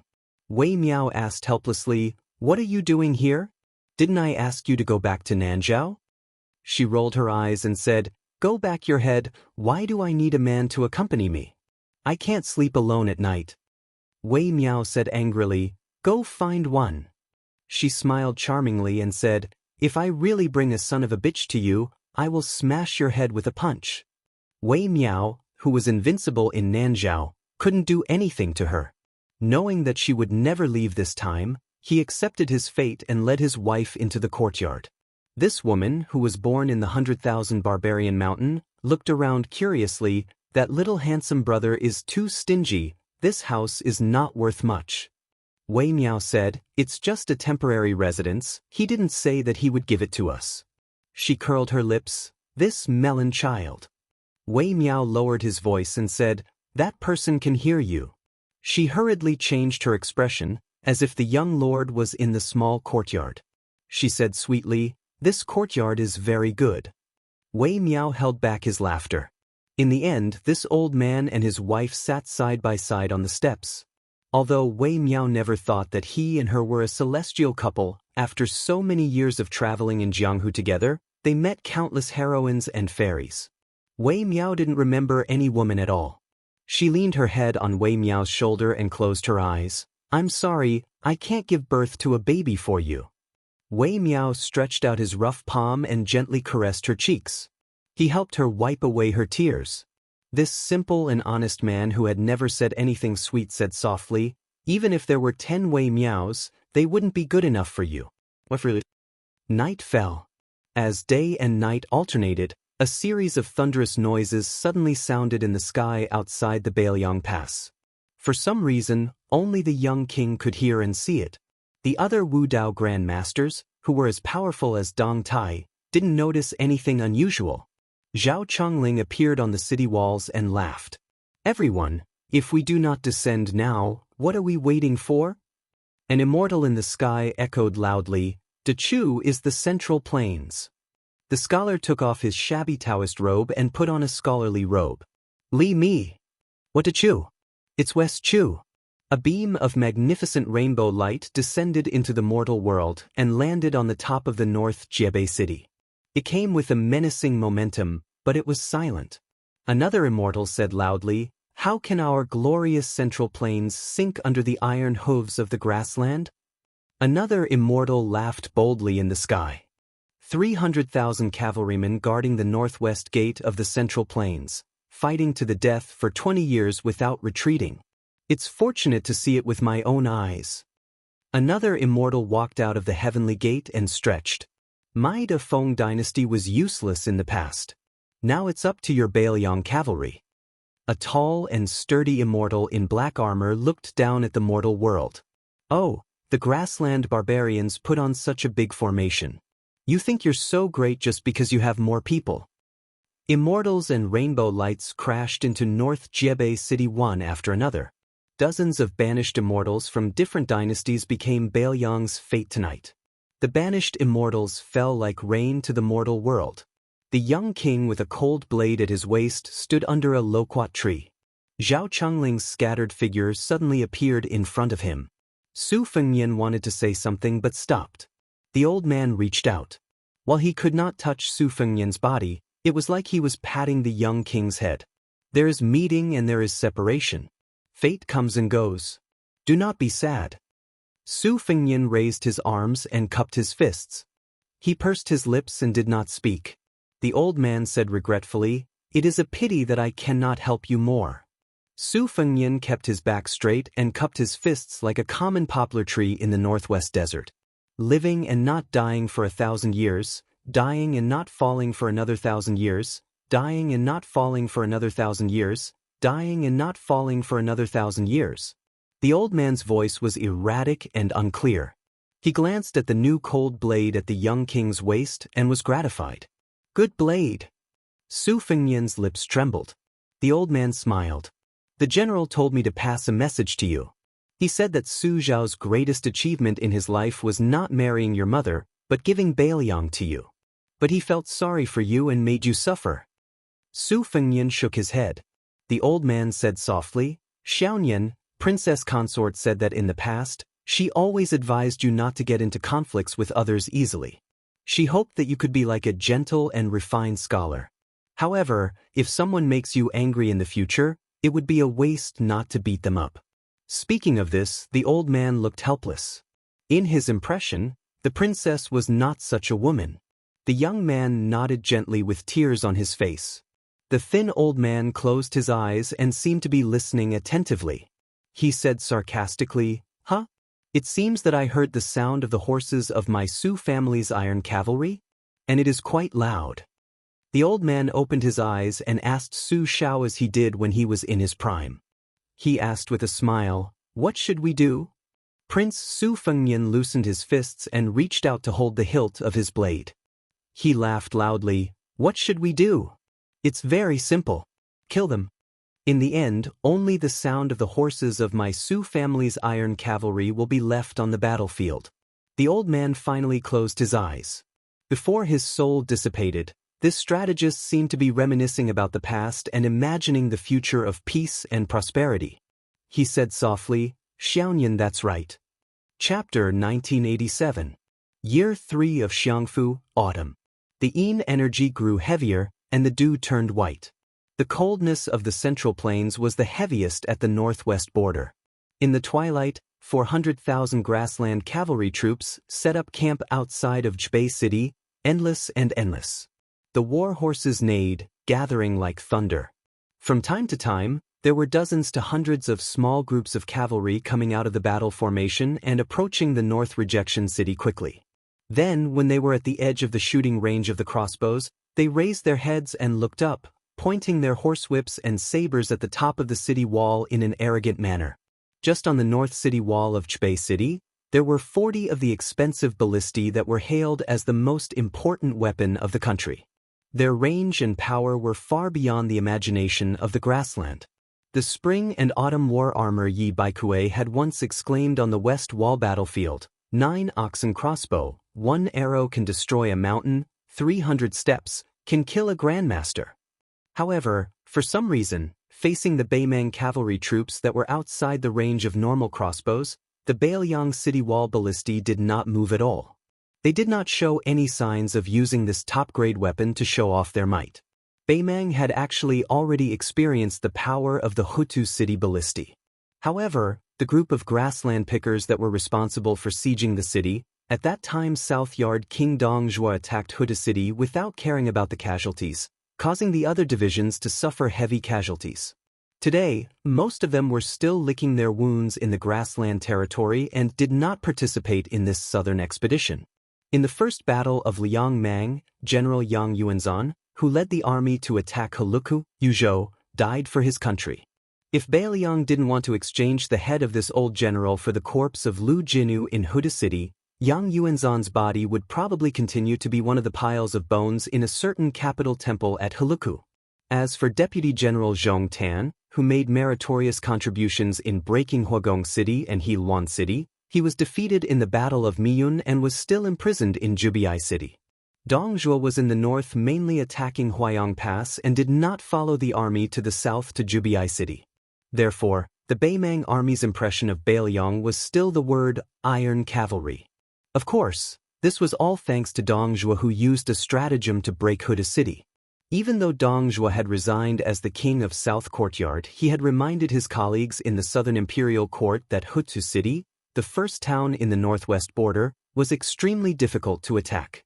The magnificent new city outside Liangzhou Pass, which was built by Su family for 20 years, could not be broken in a short time. The grassland cavalry's way to the south was like jumping over a natural moat, so they had to be prepared for the worst. It was a pity that Dong Zhuo had already lost his prestigious title as the king of the southern courtyard, so his words carried a lot less weight. Secondly, in the first battle of Liangmang, Dong Zhuo deliberately held back his strength and wantonly depleted the grassland forces for the sake of that old lady. His reputation in the northern and southern capitals was getting worse and worse. Finally, in the officialdom of the two imperial halls, they all felt that Dong Zhuo was deliberately exaggerating, saying that attacking the new city of Bailiang was as difficult as ascending to the heavens. It was nothing more than that Dong Zhuo wanted to show off his military exploits, since he had already achieved great merit in taking down the Huda city. He still hoped that one day he would be able to unify the power and once again ride on the necks of all the great generals and give orders. Outside the city, there were grassland dignitaries galloping on their horses, shouting domineeringly, "Grandpa is here! That coward surnamed Su from Bailiang, do you dare to come out of the city and fight?" Some grassland generals with astonishing strength even pulled their bows like a full moon, urging their horses to gallop forward. The bowstrings pulled taut. After a thump sound, the arrows shot toward the city gate of Bailiang City, swiftly and violently nailing into the city gate, the feathers of the arrows trembling nonstop. When these famous archers of the grassland turned their horses back, they won the deafening cheers in front of Beimang's main camp. It turned out that the catapults behind the cavalry were constantly advancing south along the gaps in the main camp. There were more than 900 catapults in total. In addition to the 1,400 catapults that Wang Yong, the military governor of Aquarius, would escort to the battlefield before dawn, there were 2,300 catapults in total. Moreover, there were so many boulders that it was said that they had emptied the two opposing mountain peaks in the Southern Dynasty's Dragon Waste state. It was said that His Majesty the Emperor of Beimang and the military governor of Taiping had personally taken the time to go there. The old woman who wore a dragon robe and spoke of the heavenly law had personally conferred the two mountains as the mountain gods of the state. She had promised that when Bailiang City was breached in the future and the grassland finally unified the Central Plains, the two mountain gods who had temporarily lost their foundation would be able to rule over the two mountains respectively. Among the siege weapons, other than the catapults meticulously built by the Southern Dynasty's military weapons supervisor, Beimang, which did not hesitate to exhaust its national resources to fight this huge battle, also had more than 100 siege towers that were as tall as Bailiang City. Because the siege towers were originally built to target Huda City, they had to be temporarily raised after the more majestic and towering Bailiang City was built. For this reason, nearly 10,000 young and able-bodied craftsmen were urgently hired to work through the night to avoid delaying the battle and causing His Majesty the Emperor's anger. Because of the huge scale of the project, the Southern Dynasty's imperial court put even more pressure on the military weapons supervisor. As a result, the officials in the weapons supervisor, from top to bottom, appeared to be thin and bony. However, when it came to the construction of the catapults and the addition of the siege towers, it was rumored that the officials in the weapons supervisor earned a lot of money just by relying on this extra income. This was ridiculed by a depressed Hongjia remnant who wrote a poem, in which there was a line, skinny and bony with a bulging purse, two sleeves originally not a clear breeze, which was widely circulated. It was specifically used to ridicule the officials in the weapons supervisor for stuffing their own pockets and profiting from the national disaster. The Southern Dynasty's military weapons supervisor in Beimang had three departments: armors, crossbows, and siege towers. The siege weapons such as the siege towers all belonged to the siege towers department. The supervisor did not expect this matter to be spread so widely both inside and outside the imperial court. He was on tenterhooks and almost wanted to resign and apologize. Unexpectedly, His Majesty the Emperor, who had always been lenient to the Southern Dynasty's aristocratic families, actually issued an order to arrest the scholar from the Southern Dynasty's Ding clan and execute him for the crime of misleading the public with his lies. What really made the supervisor feel relieved was a private conversation with the supervisor of the military weapons supervisor. The supervisor said that His Majesty the Emperor had personally seen the items made by the supervisor and believed that there were no flaws. The materials were of excellent quality. Since this was the case, it was already a great contribution to the grassland and a little windfall was not a big deal. Apart from this, the Southern Dynasty, which had always imitated the Central Plains in opening up courier routes on a large scale, built 3 more courier routes within half a year to transport grain and fodder. Although the provinces to the north of the Dragon's Waste Prefecture did not exhaust the national treasury's financial resources like the Dragon's Waste Prefecture, they also opened up a courier route to the Dragon's Waste Prefecture. On the fertile grassland in the north, there were easily hundreds of thousands of cattle and sheep that followed the soldiers of the grassland down south. All of this was undoubtedly to pave the way for the Battle of Beijua City. At the same time, almost all the resources of the Southern Dynasty were tilted toward the Dragon's Waste Prefecture that bordered the Liangzhou Pass. This was also the reason why Dongzhuo was able to easily obtain a large number of grassland youths to besiege the Huayang Pass. Before the First Battle of Beimang, Tuoba had purged the forces of the grassland and the North Court. A large number of refugees and sinners who had lost their protection had to go to the battlefield and rely on military merits to regain their identities. At that time, because the main force of Yang Yuanzhan's southern expedition was unexpectedly annihilated, the middle army of Beimang also failed to break through Hutsu City. This gave the Bailiang frontier army some breathing room. It was believed that this time, Beimang would not retreat so easily. Even though Huang Songpu had died in the Battle of Liuzhou, ending up in the same miserable state as Yang Yuanzhan and becoming the highest-ranking general of Beimang, the Beimang emperor did not hesitate to let the crown prince, Yelu Hongkai, take the position of regent and lead the army down south to Beijua City. She personally guarded the west capital to calm the people down. Beimang was determined to win this battle. It was probably because the silence of Baoyang's Beijue city had increased the arrogance of the grassland generals. In addition, the crown prince, who personally led the expedition, did not give orders to restrain the valiant generals under his command. Leading the elite cavalry out of the camp seemed to have become an unwritten rule of the Southern Dynasty's border army and the grassland's North Court. It was as if not going to Beijue city was an act of cowardice. In the beginning, not to mention the silent and ferocious large arquebulistas, even the ordinary city-guarding bows were nothing. They rode their horses forward, hating that they could not ride their horses up to the top of the city wall. Some young generals from the North Court wore gold and silver armor, dazzling under the setting sun. To these young grassland dignitaries who had been promoted from the cowardly Shuewei to the centurion or even chiliarch of an army, they had been tired of hearing about the independent Liang border army since they were young. Calluses grew in their ears. They even had a lot of silent criticism. They felt that among the people whom His Majesty valued in the South Court, other than Fatty Dong who had some ability, Huang Songpu, Yang Yuanzan, and Lu Gui were not worth mentioning. If His Majesty did not welcome Hong Jia and those stray dogs who had fled to the grassland to seek refuge in the north and inexplicably made an alliance for the Southerners to govern the Southerners, how could Huang Songpu and the other old fellows who had an undeserved reputation become great generals? After 2 riders left the camp, they did not go straight to the north resisting city, but instead rode slowly along the outskirts of the camp. These 2 riders were young. They wore ordinary armor and sabers, but one of them had a Xianbei buckled jade belt on his waist, which allowed them to travel unimpeded. This young man was none other than Yelu Dongchuang, a member of the king's tent of Beimeng. Yelu Dongchuang's Xianbei buckle was also divided into high and low ranks, according to the number of gems embedded on the jade belt. Most of the children of Yelu and Murong could embed 2 or 3 gems, and then the number of gems would increase according to their military exploits. Murong Baoding, a member of the royal family who held military power in his hands, or Yelu Hongkai, an appointed minister of 3 dynasties who was Yelu Dongchuang's grandfather, could embed 8 gems. Yelu Dongchuang's Xianbei buckle originally only had 6 gems.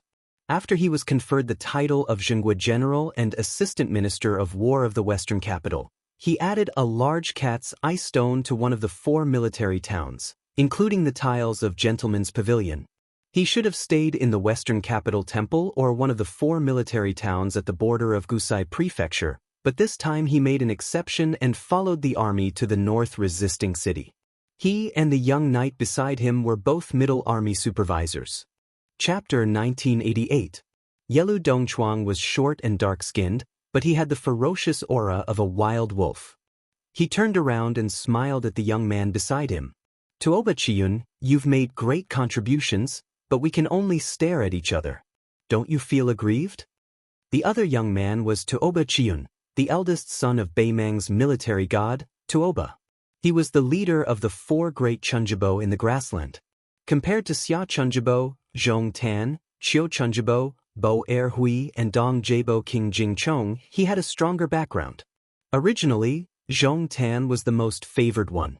Not only had he experienced the first battle of Liangmang, but he had also made great contributions in Yozhou's Crouching Bao City and Heluan City. As long as he could successfully recruit the Buddhist forces in Beimeng's Lantua Mountain, he would have a meteoric rise in the Southern Dynasty. In addition, his family had a strong foundation. His father, Zhong Shentong, was one of the 14 great generals of Beimeng. Zhong Tan was even expected to become the next general without the title of king, Dongjua. In the future, it would not be an extravagant hope to have 1 or 2 kings in the Central Plains. Now that Zhong Tan was missing in the western regions and no one knew whether he was dead or alive, Chunjibo and Tuoba Chiyun had one less natural enemy. Tuoba Chiyun said calmly, "With your status as my father's family, as long as we take down North Rejection City, we won't have to worry about not having enough military contributions even if we are napping the entire time on horseback." Yelu Dongchuang frowned and said, "Judging from Chunjibo's tone, you think there are still variables in taking down North Rejection City?" Tuoba Chiyun hesitated and turned to look at the tall and majestic city in the afterglow of the setting sun. Forcing Baoyang's main force to dismount and fight may not be a good thing. Yelu Dongchuang laughed. You scholars have too much knowledge, but there's one disadvantage. You like to be afraid of this and that, but we have to fight a war. Tuoba Chiun dismissed it with a smile. The famous scholars of the Central Plains like to play chess with their hands. There's a saying about golden horn silver edge grass belly. In the previous three-front war, Bailiang only won the gourd city in Yuzhou, which made Dongzhuo's main force retreat to the north. This is the proof. Yelu Dongchuang twisted his wrist and gently waved the horsewhip. Now that we've been defeated at Old Woman Mountain, even the 50,000 elite cavalry of the Southern Dynasty border army that went to reinforce us were surrounded like dumplings. Are we going to repeat the same mistake? Tuoba Chiun shook her head and said, on the contrary, we should go down south to attack North Resisting City. This is actually the intention of the Taiping Decree. They want to exchange the western capital of the Southern Dynasty for North Resisting City. Those survivors of the spring and autumn period who fled from the Central Plains to the grasslands have gradually gained a foothold after 20 years of growth. They have a vague tendency to become too powerful to be removed. In fact, His Majesty is not without concerns about this. In the entire 4 provinces of the Southern Dynasty, the power of the civil officials is deeply intertwined. Even the Longguan clan, who has always been extremely xenophobic, has to lower their status and marry them in order to secure their position. This is enough to show the great influence of the nobles of the Central Plains. In the long run, I'm afraid that the survivors of the Southern Dynasty will turn from knives to swords. Even if they have a knife, they will still hurt themselves. Yelu Dongchuang grinned, like a wild wolf baring its teeth. It was especially creepy. In this case, as long as Bailiang has the courage to mobilize the main force of Liangzhou in the Qingyuan region and rush to Liuzhou, we can let them invade the hinterland of the Southern Dynasty.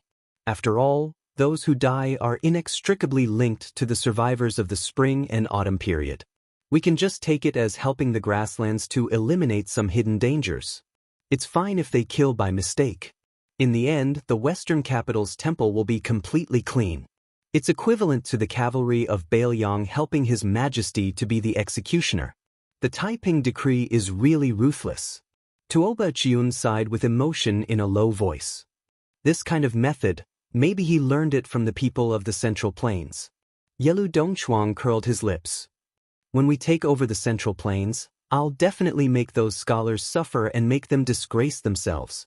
Chun Jubo did not answer. He only glanced at the majestic and silent silhouette of North Resisting City. It was like a mainstay standing before the flood of the grassland cavalry. It quietly gathered the vigorous fate of the Central Plains in the past 800 years. Within the siege of Beimang's western capital, an old woman with a hunched back walked under the walls. Her small and slow steps just happened to step on the boundary between the afterglow of the setting sun and the thick shadows. Beside the old woman silently followed the Taiping Decree of the Chess and Sword Music School. He was an imperial tutor and an old man whose ambition did not lie in North Resisting City in the northwest but in Great Peace City in the Central Plains. The old man suddenly said, "Why does His Majesty not allow Yelu Dongchuang to stay in Gusai to stop the cavalry of Liuzhou?" Dong Jubo King Jingchong pulled back 10,000 cavalry from the border of Liang and Liao. Before the defeat at Old Woman Mountain, it was enough to deal with Yu Luandao's Yuzhou cavalry. But now, it is inevitable that it is beyond their power. Although the collapse of the Southern Dynasty does not affect the overall situation, it is still for His Majesty's sake. Even if the older generation of Hongjia people have retired from the officialdom, there is no lack of smart people.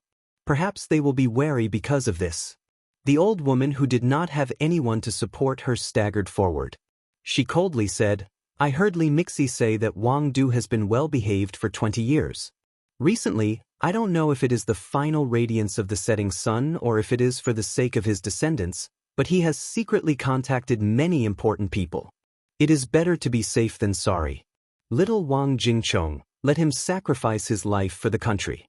In any case, when the time comes, I will just bestow a dozen Xianbei coins and give old Wang Du a great title."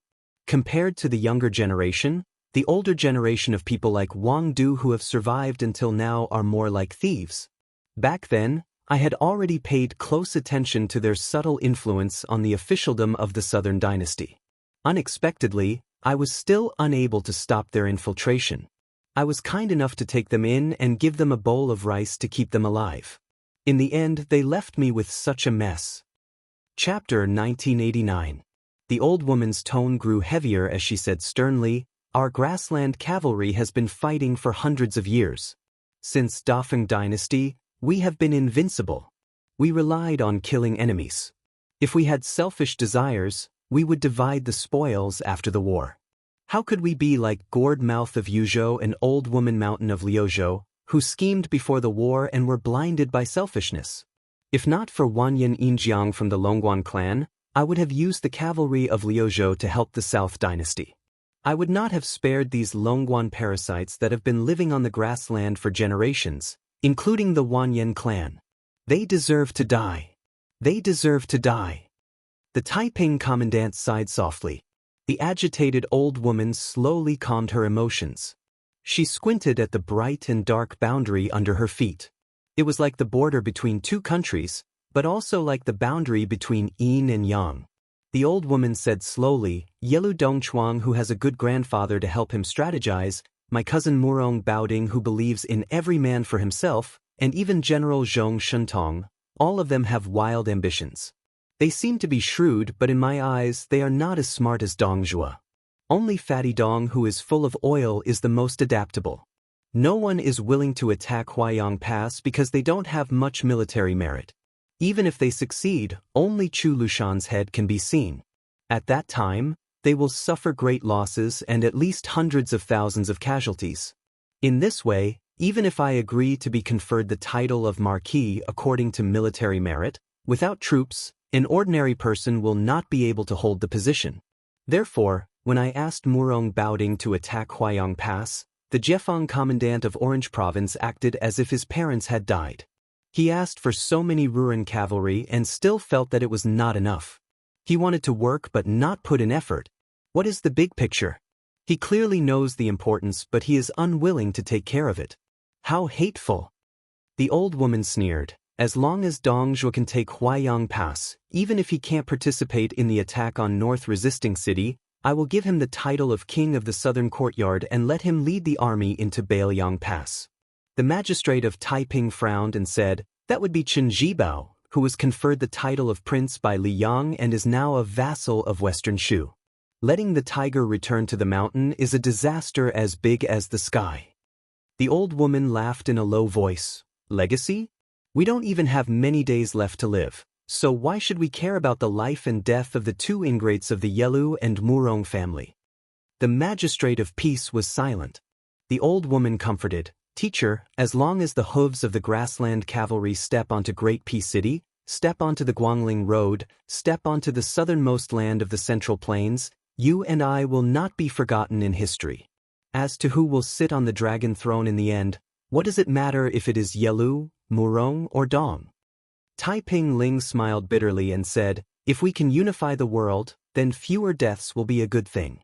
The old woman laughed loudly and waved her sleeve. "Then you'll have to endure for a few more years." Beimang's royal preceptor stood in place, his figure desolate. The old woman walked forward alone with her hands behind her back. The afterglow gradually disappeared under her feet. In the darkness, the old woman murmured to herself, "Maybe I won't be able to see the snow next year at your hometown in Liaodong's Jinzhou. Say, if I had not returned to my hometown back then and stayed by your side, would I have children and grandchildren now?" The sky was about to brighten. In the back courtyard of the northern barbarian manor, a room was lit by candlelight. A cold knife was placed on the table. A young man started to silently put on the manor king's embroidered robe. Outside the room, there was a young woman dressed in white. She held a red sandalwood sword box with a determined expression. She quietly waited for him to come out. Also in the manor, Xue Songguan, who had not slept the entire night, slowly sat up. He put on his boots, picked up the guqin, and gently pushed open the door. The old spiritual master of Wudong Mountain, Yu Xingrui, had just finished practicing the fist technique he had created from his little sect brother, Hong Shixiang. Feeling refreshed, he carried his sword and left the yard. A white-clothed, white-haired, and white-browed old man sat on a stone bench. The sword box on the table was wide open. The old man held the sword in one hand and broke the blade inch by inch with 2 fingers. He gently threw it into his mouth as if he was chewing soybeans. The old man casually threw away the remaining sword hilt. He glanced at the empty sword box and slowly stood up with a smile. The 100-year sword aura filled his stomach. It was time to vent it out. On the stone steps of a small courtyard, the young swordsman who was the sword crown of the Wu family's sword tomb squatted there. He suddenly stood up and turned to look at the swordsman Zihua who carried the ancient sword Su of Gojoseon on her back. The latter opened her eyes for the first time and smiled sweetly at him. In a small courtyard, 2 disciples from Martial Emperor's city walked out of their room at the same time. The handsome eldest disciple of Wang Xinji took off a cold saber from his waist and tossed it to the other disciple. The latter smiled knowingly and tossed one of the 2 famous swords, Fu Ji of Shudao, to his senior brother. The 2 of them. One of them hung the cold knife while the other hung the famous sword. Their movements were exactly the same. In the end, they hung their swords and sabers and strode out of the courtyard side by side. A middle-aged man with white cloth tied his legs turned around and waved at the Meow Girl's wife who was standing at the door. She smiled and gave him a thumbs up. In the same quiet courtyard, an old Confucian put down the sage book in his hand and straightened his clothes. The old swordsman sitting beside him raised his cup and drank half of the wine in it. Then he poured the wine on the unsheathed long sword. Outside the house, a burly old man stood with his knife in his arms. He closed his eyes and concentrated, waiting for his 2 old friends. In front of the meeting hall of the northern barbarian mansion, under the wooden archway, there was someone holding an iron spear. Beside him stood the master of the Dongyue sword pool. Somewhere in the northern barbarian mansion, a woman in purple squatted down and tied a small knot on her skirt. On the southern wall of the northern barbarian mansion, an average-looking middle-aged swordsman sat cross-legged. He placed his sword on his knees and looked into the distance as if he was waiting for the sun to rise from the eastern sea. Not far from the city wall, a man in white stood. He was drinking happily with his head raised. The woman in the red robe beside him looked serene. After the young lord put on the python robe and put on the cold knife, he paused when he was about to open the door. Then he suddenly opened the door. Beimang's army was about to attack the city. They were only waiting for dawn. Suddenly, a horse rushed out. It was the Beimang generals. When he was less than 100 steps away from the city wall, he laughed wildly and said, "Bullshit Bailiang cavalry. Until now, no one dares to go out of the city and fight." Chapter 1990. The sun rose from the East Sea, its rays reaching 10,000 zhang. Between heaven and earth, outside the northwest Great Wall, the sunlight was like a tide, slowly pushing from the east to the west, bringing endless light. The king's flag with the word Su on the top of the city wall and a large banner in the center of the Beimang camp outside the city were illuminated by the sunlight at almost the same time.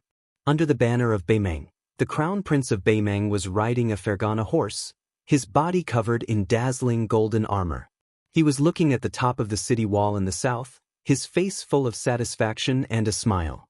Under the king's flag on the city wall, there was a drum platform that was more than 10 zhang above the city wall.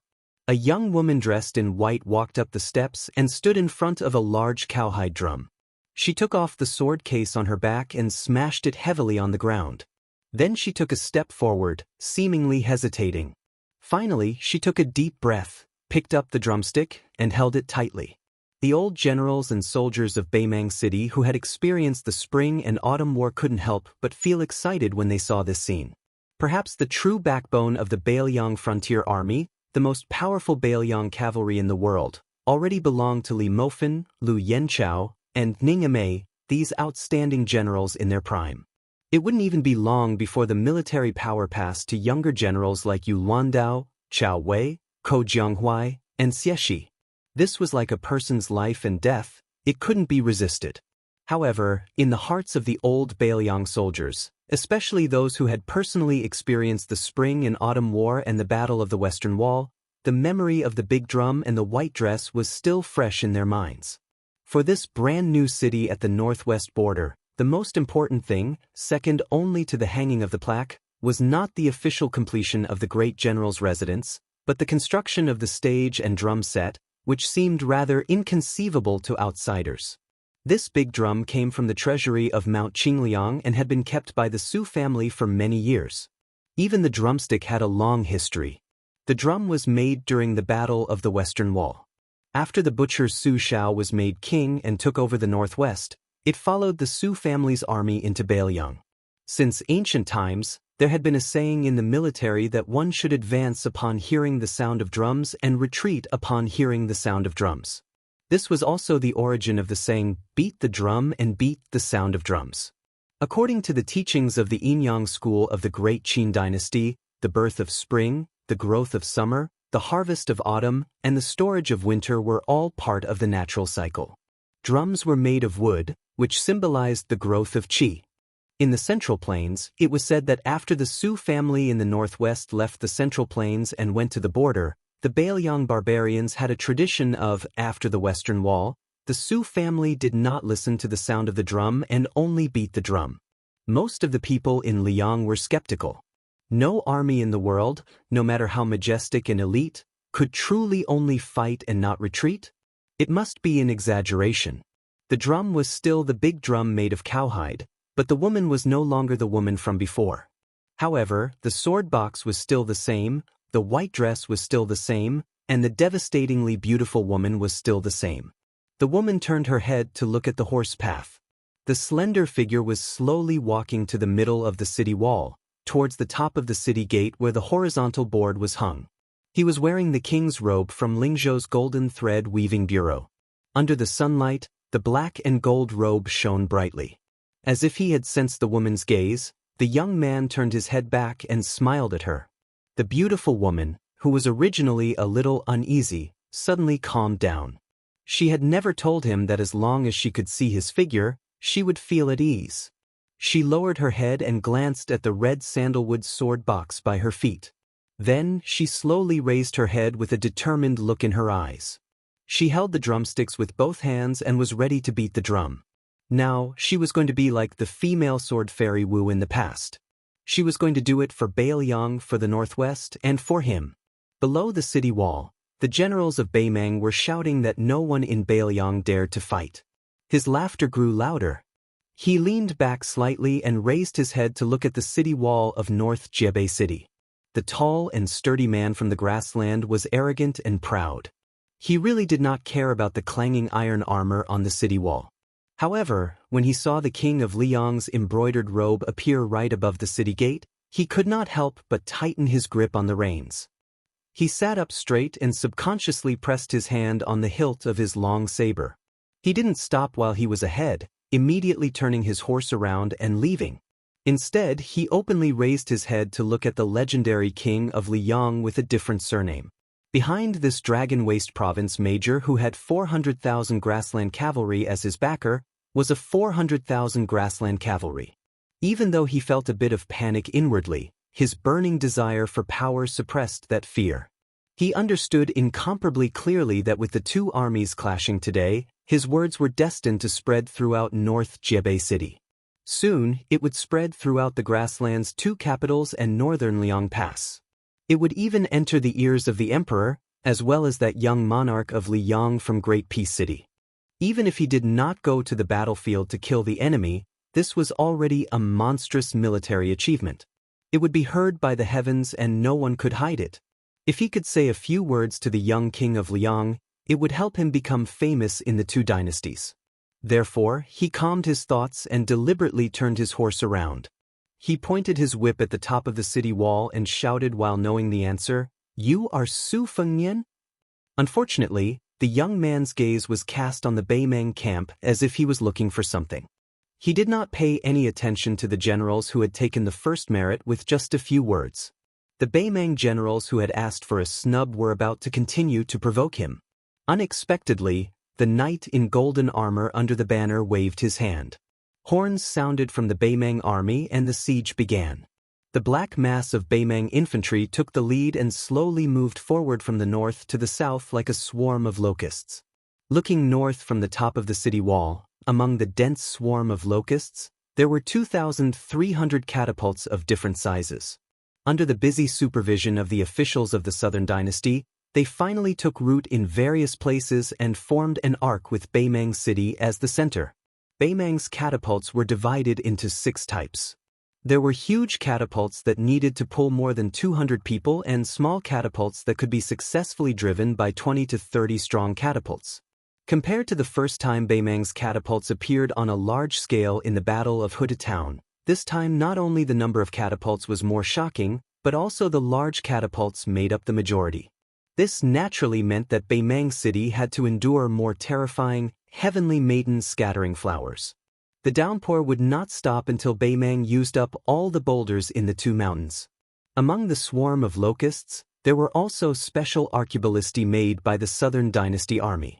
Unlike the arquebulisti that were mostly used as defensive weapons in the Central Plains, Beimang naturally had the advantage of cavalry. The arquebulisti's function was very simple. They only needed to shoot arrows that were as thick as iron spears into the city wall to make it easier for the attacking infantry to climb up. The dare-to-die soldiers that were praised by the Beimang border army as the best soldiers in the Southern Dynasty would hide among the attacking infantry. They did not use obvious targets like scaling ladders or towering siege wagons to climb up the city wall. Instead, they gave up their shields and only wore light leather armor. With a saber in their mouth, they relied on the arrows that were inserted into the city wall to quickly climb up the city wall like wild monkeys. They acted as surprise troops to harass the defenders. Beimang's army was approaching the border. Other than the most eye-catching flag of the royal family, the grassland commander's flags were also fluttering in the wind. His Highness the Northern Mang Crown Prince suddenly frowned. It was because to the side of the divine steed beneath him, a sturdy and slow-built man suddenly appeared. He didn't wear any metal armor, nor did he carry a warblade. There was only a cloth pouch tied to his waist. The crown prince, who was personally leading the army, slightly bent his waist. He had the style of the Central Plains celebrities who were polite to the wise and asked with a pleasant smile, "Grandmaster Deng, why did you show up so quickly? Could it be that there are still people in Beimang who can fight their way here?" The man with a broken spear head in the bag kept silent. In just 3 or 4 years, the grandmasters of Beimang were scattered. It was a bleak situation where Jianghu was about to end. The head of the Dao morality sect, who had subdued a young Kylin with supreme magic, had already ascended and left the world. The 5th raccoon of Bubang Mountain died in the hands of Prince Liang. Hong Jingyan of the chess and sword music school died in the Longyan Plain. The Grandmaster of the Bronze Men was missing. A large group of Grandmasters, such as Xiao Xiang of the Princess Tomb and Tiechi Air, died in Bailiang Pass. Luo Yang and Huyen Daguan, the #1 person of the Devil's Path in Beimang, had already lived in seclusion. It was rumored that they were coldly watching from the sidelines in the Central Plains. Today, there were only a few masters in Beimang. Except for Taoba, who was still standing, and Zhong Liang, the second head of the Zhong family, who had joined the army, only this man surnamed Deng could support the overall situation. Therefore, he was arranged by Li Mibi, the leader of the spider web in Beimang, to be by the crown prince's side in case of an accident. After all, this young man in bright golden armor was the nominal commander-in-chief of the 400,000 troops in Beimang. The reason why Deng Mao, who was hiding in the dark, appeared was very simple. He knew that the devil in white, who had made the whole grassland bow their heads in the past, had arrived and was about to enter the battlefield. Deng Mao knew better than anyone the depth of the cultivation of the woman who had once chased through Beimang's southern court and northern court by herself. The generals of Beimang knew that they should retreat no matter what. The army behind them was about to launch a round of salvo at Beimang City to cover the rapid advance of the besieging infantry. But at this moment, the burly general, who was about to turn his horse around, felt a gust of wind blowing beside him. He turned his head in horror and found that the young man in a python robe was standing beside his horse. One of them was facing the city wall while the other was facing the city wall. The famous young man was quietly looking at the grassland army. The generals of Beimang couldn't imagine that the dignified king would personally take the risk to go out of the city. The frightened generals of Beimang were stunned and said in a trembling voice, "Why did you go out of the city? Su Fengnian, how dare you?" Without waiting for the captain to finish his words, the warhorse he was riding was crushed by a mountain. Its 4 legs were broken, and its belly hit the ground with a thud. The young lord waved his hand, and the captain's body involuntarily slid towards him. Finally, the young lord grabbed the captain's head in his hand and gently threw it forward. Suddenly, the captain's body was thrown dozens of feet away, and died on the spot with blood flowing out of his 7 orifices. Chapter 1991. On the top of the city wall, a woman was beating the drum. This was probably the first time Bailiang had made such a sound to this world. Following the sound of the drum, Su Fengnian appeared outside the city. Many figures fell on the ground outside the city like meteors and stood on the same line as the young king. On the left side of the young king was a middle-aged swordsman who came from Western Shu to Bailiang. He was one of the 4 grandmasters of martial arts, Dong Tai. He put his hands behind his back with 2 swords hanging from his waist. The wind blew in his face. The peach blossom sword god, who had never been recognized by anyone because of his ordinary appearance, finally showed the aura of a sword master who dominated the world of swordsmanship. On the right side of the young king was a woman in white. She was the devil Luo Yang, who had the double identity of the great idea of the tomb of Princess Beimang and the hierarch of Mount Shulu. She didn't turn her head to look at Su Fengnian. Instead, she looked ahead and said indifferently, "You missed the appointment." The young king smiled but didn't say anything. Su Yanbing landed heavily on the left side of Dong Tai with his iron spear and said softly, "I never thought that I would have the opportunity to fight side by side with the peach blossom sword god in this life." Dong Tai answered concisely, "I'm also very lucky." A woman in purple floated to the ground. She gently stomped her feet and the knot of her skirt loosened. Xianyuan Qingfeng had a relieved smile on his face, like an innocent and naive mortal woman. This was the first time this stunning woman had been so relaxed since that incident on the snowy plains. "After this battle, you and I don't owe each other anything. Then we won't meet again." Su Ying in red landed beside Luo Yang in white. She turned her head and smiled, looking at her and Xianyuan Qingfeng with a face full of joy. After the white-haired Sui Xiegu landed, he raised his only arm and twirled his snow-white eyebrows with 2 fingers.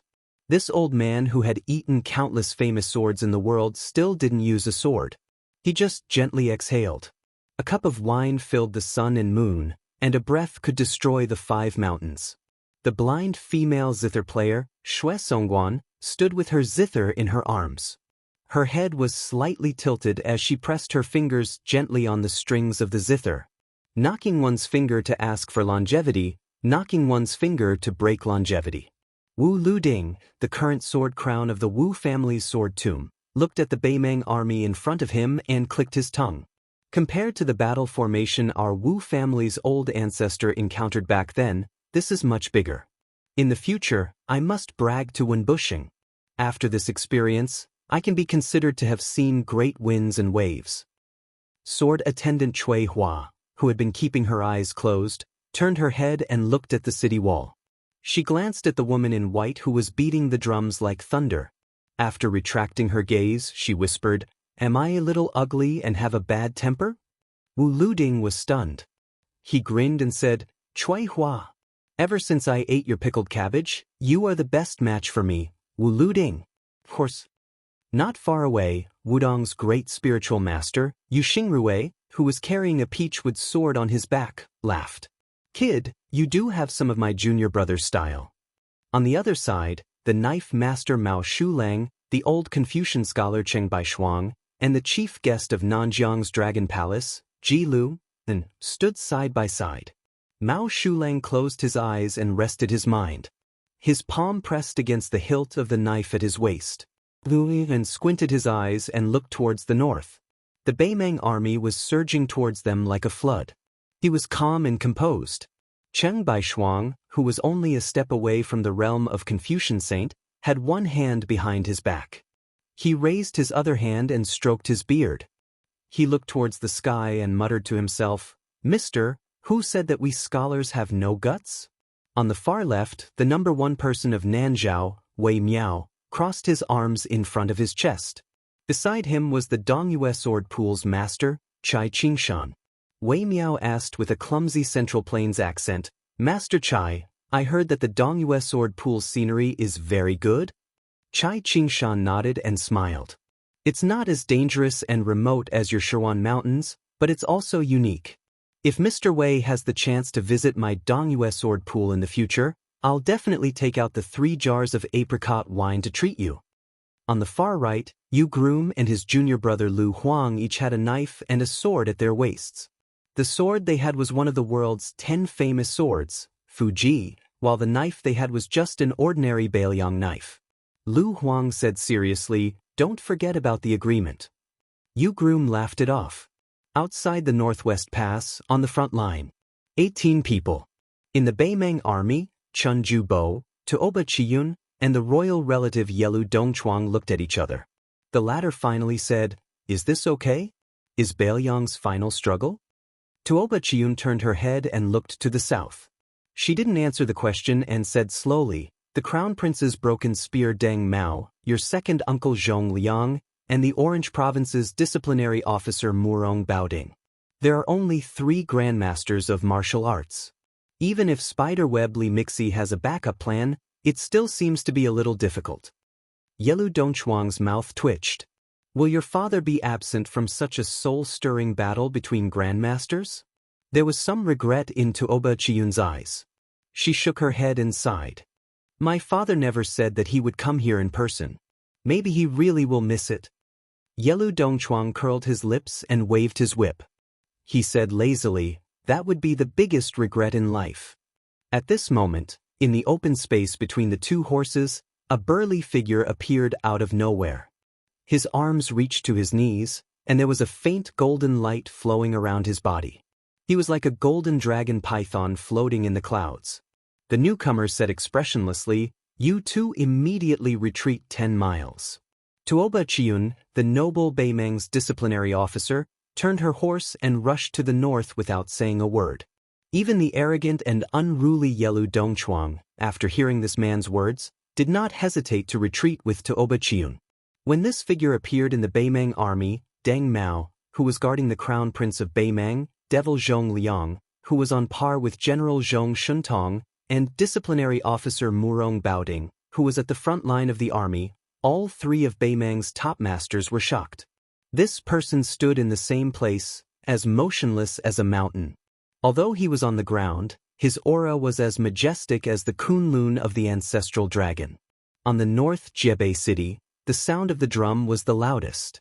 A young king in a python robe with big sleeves waving in the wind said heavily, "Kill." The other 17 grandmasters of the Central Plains also said the word, "Kill," at the same time. While Beimeng's strong infantry in the middle moved forward steadily, a group of 5,000 elite cavalry emerged from the left and right flanks. The horses' hooves were like thunder. 2 groups of cavalry who were good at riding and archery cooperated with the infantry in the middle to shoot at the top of the North Jiebei city. They were used to block the crossbows on the top of the city and let the attacking infantry advance to the bottom of the city quickly. Lu Huang, Yu Groom, Wei Miao, and Chai Qingshan, who were at the outermost left and right of the 18 grandmasters of the Central Plains, split into 2 groups and rushed forward calmly, blocking the charging path of the cavalry. On the path of the Northern Meng army's swift and violent advance, because of the 18 people who had left the city to fend off the enemy, the ballistae that were originally behind the rain of arrows and catapults were the first to appear on the battlefield. It was as if the swords of the sword immortals of the land were unleashed with all their might, shooting towards the dozen or so masters who were blocking their path. In the vision of the sword crown of the Wu family, who was the fastest to move forward, 2 black dots instantly appeared. He laughed loudly and said, "Who can compete with the sword tomb of the Wu family when it comes to the art of controlling the sword?" While talking and laughing, the young sword crown continued to move forward. He stretched out his arms, and his 5 fingers were like hooks. The 2 ballistae that were about to pierce his shoulders at the same time were grabbed by him one after the other. The arrows that were as thick as spears had a huge inertia, and they violently rubbed against the dense chi between the young sword crown's 5 fingers, bursting out bursts of unimaginable sparks. Wu Liuting's body was dragged back more than 10 steps by the 2 arrows that were as long as a person. His feet slid on the ground and dust flew up. Finally, he grasped the 2 arrows that were at the end of the arrow's flight. He twisted his fingers, turned his body, and shouted angrily, "I'll give them back to you." With a speed that was not inferior to before, he threw out the 2 swords in his hands. They pierced through the air, and in one breath, they pierced through 6 or 7 shield-wielding soldiers in 2 rows. The corpses were skewered like candied haws. The young sword crown did not give up. He stood firmly with 1 foot in front and 1 behind. He put his 2 fingers together and pulled back. Sword tombs chi nurturing 7th force, great wild goose returns. The 2 fierce arrows that were used to break through the enemy's formation were instantly pulled back, and they flew back to the young sword crown. The sword attendant beside Wu Liuting, Cui Hua, pulled out the ancient sword Su of Gojosian and casually swung it forward, splitting a heavy arrow in half. It flew less than a foot away from her shoulders and fell to the ground 20 zhang away. The female sword attendant who stood shoulder to shoulder with the young sword crown frowned and said softly, "If you want to make a move, then make a move. When facing an enemy, making a sound is a taboo in the sword tomb. It hurts breathing the most." The young sword crown lightly shouted, "Go!" After throwing the 2 arrows forward again, he turned his head and smiled brightly at her. "I always feel that if I fight with my head down, I can't show the demeanor of a master." The sword attendant Cui Hua smiled helplessly and slowly walked forward. She raised her hand and swung her sword again, cutting a huge arrow that was flying toward the city wall from her right into half. A crossbow arrow was flying toward the great snow plateau. She tipped her toes and gracefully jumped up. When she landed, she stepped right in the middle of the arrow. The end of the arrow suddenly fell down and touched the ground. The arrowhead tilted up and continued to slide to the south until it completely stopped. Xianyuan Qingfeng stood on the arrow like this. He slightly shifted his gaze and saw the scarlet-red robe that was purposely blocking the young king's path. It was like a butterfly that was wantonly flying in the air. Wherever it passed, the powerful arrows were instantly shattered and turned into fine powder. An arrow was not able to accurately hit the sword-eater ancestor. It just brushed past his shoulder. However, the bored Sui Xiegu still took the initiative to stretch out his only arm and blocked the arrow with his palm. The old man's arm did not move at all, but the arrow was broken inch by inch. Dozens of crossbow arrows that escaped the net passed through the gap between the masters and luckily shot toward the city wall. Chapter 1992. Unwittingly, the blind female zither player who was standing behind all the grandmasters suddenly stood still and placed the zither in front of her. Under the control of the chi of the woman whose mysterious finger attainments could rank in the top 3, the zither stopped in midair. The zither player listened to the sound of the wind with her eyes closed. Her thumb gently stroked the strings of the zither, and the speed at which her fingers landed on the zither became faster and faster. Every time the zither string vibrated, there would be an arrow exploding in the air around Shuesongguan for no reason. After the ballistae shot out, a wave of stifling loud noises sounded from northern Mang's middle army. A wave of pitch-black heavy rain immediately began to pour down from the great earth. Standing on top of the arrow, Hui Shanzi raised his chin slightly. His gaze followed the wave of black clouds that was getting closer and closer to the majestic rain of arrows. At this moment, Shuesongguan's unique hoarse voice sounded in everyone's ears, including Xianyuan Qingfeng. "Everyone, don't worry about what's happening above your heads." Then an old Confucian scholar, Cheng Baishuang, smiled and said, "Let this old man help Miss Xue." This old southern Tang scholar, who was appointed to become a Confucian sage at Wudong Mountain's Little Lotus Peak, closed his eyes and listened to the clear and melodious sound of the zither behind him. He murmured, "Among all the instruments, the zither has the best virtue. Therefore, since ancient times, scholars have never removed the zither for no reason. Who would have thought that I haven't played the zither for 20 years?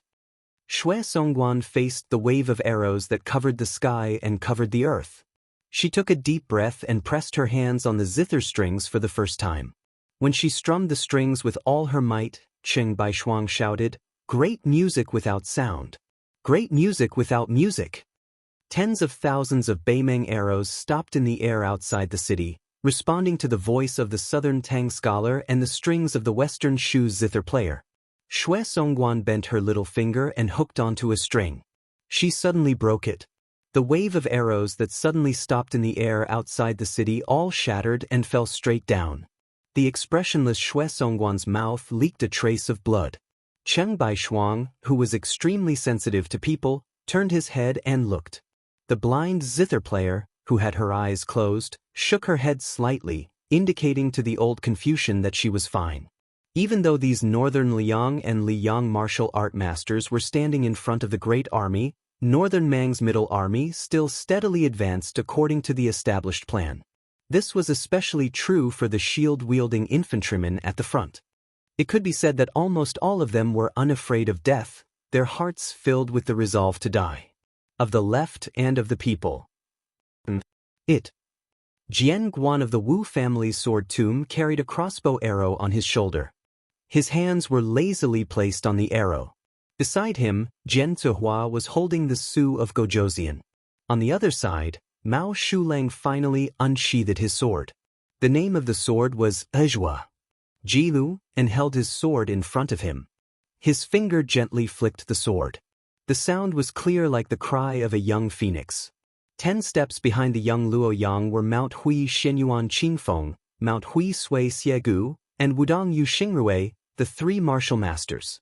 The 2 cavalry forces that had emerged from the flanks of the Beimeng army suffered an absolutely unimaginable interception. It was absurd and tragic. Yu Groom and Lu Huang. Chai Qingshan and Wei Miao. Both of them blocked the 5,000 Beimeng cavalry. The battle between the cavalry forces and the Jianghu experts had a similar effect. That is, it was all in one go. Then, what would happen if the battle between the cavalry forces and the Jianghu experts and neither side was willing to retreat? At that time, there was once the sword emperor of Shishu who held his sword and fought against the Su family's cavalry outside the palace gate. In the end, he was still trampled into meat paste. At that time, there were 4 people doing the same thing. Chai Qingshan and Wei Miao did not need to communicate. They chose to fight one at the front and the other at the back. If the former needed to take a breath, he would boldly retreat. The martial master behind him would take the opportunity to move forward and fill the position. One was the current sovereign of the Dongyue sword pool, the number 1 person in the southeast of the Liang dynasty.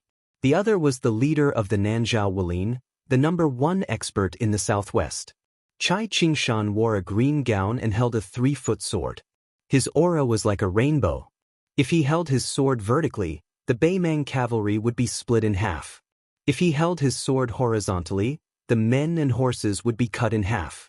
Wei Miao was unarmed and only had a pair of fists. He was one of the few martial masters in the world. His might was even above Linya, the female martial master of Martial Emperor City. When Chai Qingshan was about to run out of breath, his body leaned back slightly. He stepped lightly and slid backward. He did not seem to be in a sorry state at all. Wei Miao, who had accumulated power and was ready to act, took a step forward, just barely brushing past the Sword Dao Great Master who needed to take a breath of fresh air. Wei Miao's fist smashed into the head of a northern Mang warhorse, smashing that tall and large horse until it immediately knelt down. The horseman threw himself forward, hacking out with his blade while risking his life. Wei Miao raised his arms and swept outwards, the 2 corpses of the horseman and warhorse respectively flying to the sides, smashing into the northern Mang cavalry on the left and right. When a horseman from the back smashed towards Wei Miao's head, Wei Miao bent his waist and leaned to the side, smashing his shoulder into the horse's neck with a ferocious stance, sending that horseman tumbling backwards. Then, Wei Miao's hands grabbed onto the warhorse's hooves, raising it high into the air. When Wei Miao killed more than 60 elite cavalrymen, he tapped the ground with the tip of his foot and flew backwards. Immediately after, Chai Qingshan's sword rushed over, displaying the sword chi of Dongyue's high mountains and long rivers.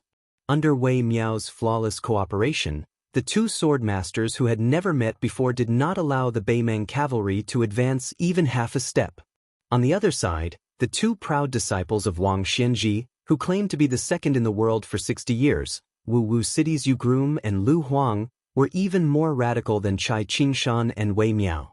If the latter could block the charge of the Beimang's 5,000 cavalrymen, then these two were simply arrogant to the point of being unreasonable. Yu Groom and Lu Huang, one on the left and one on the right, did not take out their cold sabers for the time being. They each used Shu Dao's Fuji, two heavy weapons, showing an irresistible force. The more they fought, the braver they became as they continued to charge forward. The sword in Lu Huang's hand was called Shu Dao. The path of the sword was unpredictable and untraceable. Every time it slashed horizontally, diagonally, and directly back, it was fierce, and incomparably domineering. Whether it was the Beimang warhorse or the armored cavalrymen, under one sword, only death awaited them. Chapter 1993. On the other hand, Yu Groom, who was favored by Wang Xianxia in terms of swordsmanship, was the first disciple of the martial saint who did not like to fight for fame and fortune. Therefore, he was not famous in the Central Plains Jianghu like Men Linya. However, Yu Groom's cultivation was unquestionable. No matter if it was the young king Su Fengnian or Huyen Daguan, who replaced Chao Changqing as one of the 4 grandmasters of martial arts evaluation, they all believed that Yu Groom's true strength was the closest to Dong Tai in the world. If they were to talk about who had the most hope to stand shoulder to shoulder with the 2 old and new sword gods, Li Chungang and Dong Tai on the peak of swordsmanship, it would undoubtedly be Yu Groom who had the greatest hope, and not Qi Xianxia of Longhu Mountain, who also had an outstanding foundation and gave up the old swordsmanship and chose to break and rebuild. This gentle gentleman who seemed to smile at everyone and was refined and courteous, his martial arts future was vast and immeasurable. The majority of Yu Groom's sword attacks were relaxed and casual, like the common people in the marketplace who were watching a bustling scene. He had truly reached the natural realm of doing as he pleased. However, every seemingly careless pointer would cause a rider to fall off his horse and die. There was not the slightest wound caused by the long sword on the corpse.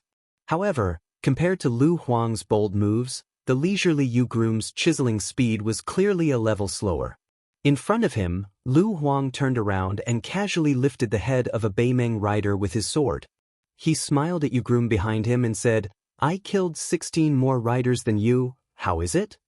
The calm and composed Yu Groom smiled and said, "A thin stream is long." Lu Huang snorted coldly and turned around to continue killing the enemy. After his junior apprentice brother Lu Huang turned his back to him, Yu Groom still had the mood to stand on his tiptoes and look at Wei Miao and Chai Qingshan's battlefield. Seeing the 2 Jianghu seniors working together, he nodded to himself. His and Lu Huang's rude and unreasonable advance was not because they were swayed by their emotions. These fellows who were born in martial Emperor City, under the supervision of their master, almost all of them had been diligent in fighting the tide since they were young. Therefore, their one-breath qi was rather vigorous and thick, which gave them an innate advantage. Under the premise that their qi was not too different from martial artists of the same realm, he, Lu Huang, Linya, Gongbonk, and the others might have already changed their qi 3 times, but they only needed to change their qi 2 times. Bridegroom Yu lowered his head and gazed at the hilt from the tide-listening pavilion's armory. He couldn't help but feel a bit sad. A peerless sword had fallen on the battlefield. Wasn't it a bit unfortunate that it was born at the wrong time? Yu Groom Yu suddenly laughed out loud and sheathed his sword. At the same time, he unsheathed his cold saber. His figure suddenly rose from the ground and moved freely on the back of the Beimang cavalry. Picking up the heads of those who died with their eyes open, Yu Groom Yu, who had always been reserved, laughed boldly for the first time. "Lu Huang, how about changing your saber?" On the battlefield, taking people's heads with a cold saber is the same as breaking the tide on the city wall when we were young. It can be said to be the 2 greatest things in the world. In front, Lu Huang sneered, "Wait until my Shu Dao sword is broken." Yu Groom Yu joked, "A rough man who doesn't understand romance, no wonder he can't find a woman to warm his bed." Lu Huang didn't pay attention to this senior apprentice brother's teasing, but his sword was even fiercer and more decisive. In the center of the battlefield, for some reason, the king of feudal lords, the peach blossom sword deity, and the white-clothed Luoyang stood still at the same time and looked to the north. The three of them were not only waiting for the Beimang infantry to approach, but also secretly looking for the real enemy. The young king of feudal lords finally looked at the Beimang's dazzling banner in the distance and said softly, "Then I'll go first?" The white-clothed Luo Yang didn't say yes or no. The peach blossom sword deity Dong Tai pushed his sword out of the sheath with his thumb and said flatly, "I'll help you find Tuoba Bodhisattva first." When the king of feudal lords was about to disappear in a flash, Luo Yang finally said slowly, "After Tuoba Bodhisattva makes a move, you don't have to worry about your back, just open the formation and move forward." Su Fengnian nodded and disappeared into thin air. The next moment, the young king of feudal lords appeared above the Beimang infantry formation and stepped on a big stone that had just been thrown by a giant catapult. The boulder that weighed several hundred kilograms first froze in place for an instant before smashing back to the ground at an even faster speed. Not only did it smash the catapult into pieces, but the boulder also rolled down like thunder, crushing dozens of catapults on the spot and turning them into a bloody mess. The white-clothed Luo Yang closed her eyes and sniffed gently. The battlefield of the Great Qin Empire 800 years ago was so bloody, and the battlefield 800 years later was still the same. She whispered, "The Great Qin's Luo Yang is here." Dong Tai finally found the target behind the layers of iron armor.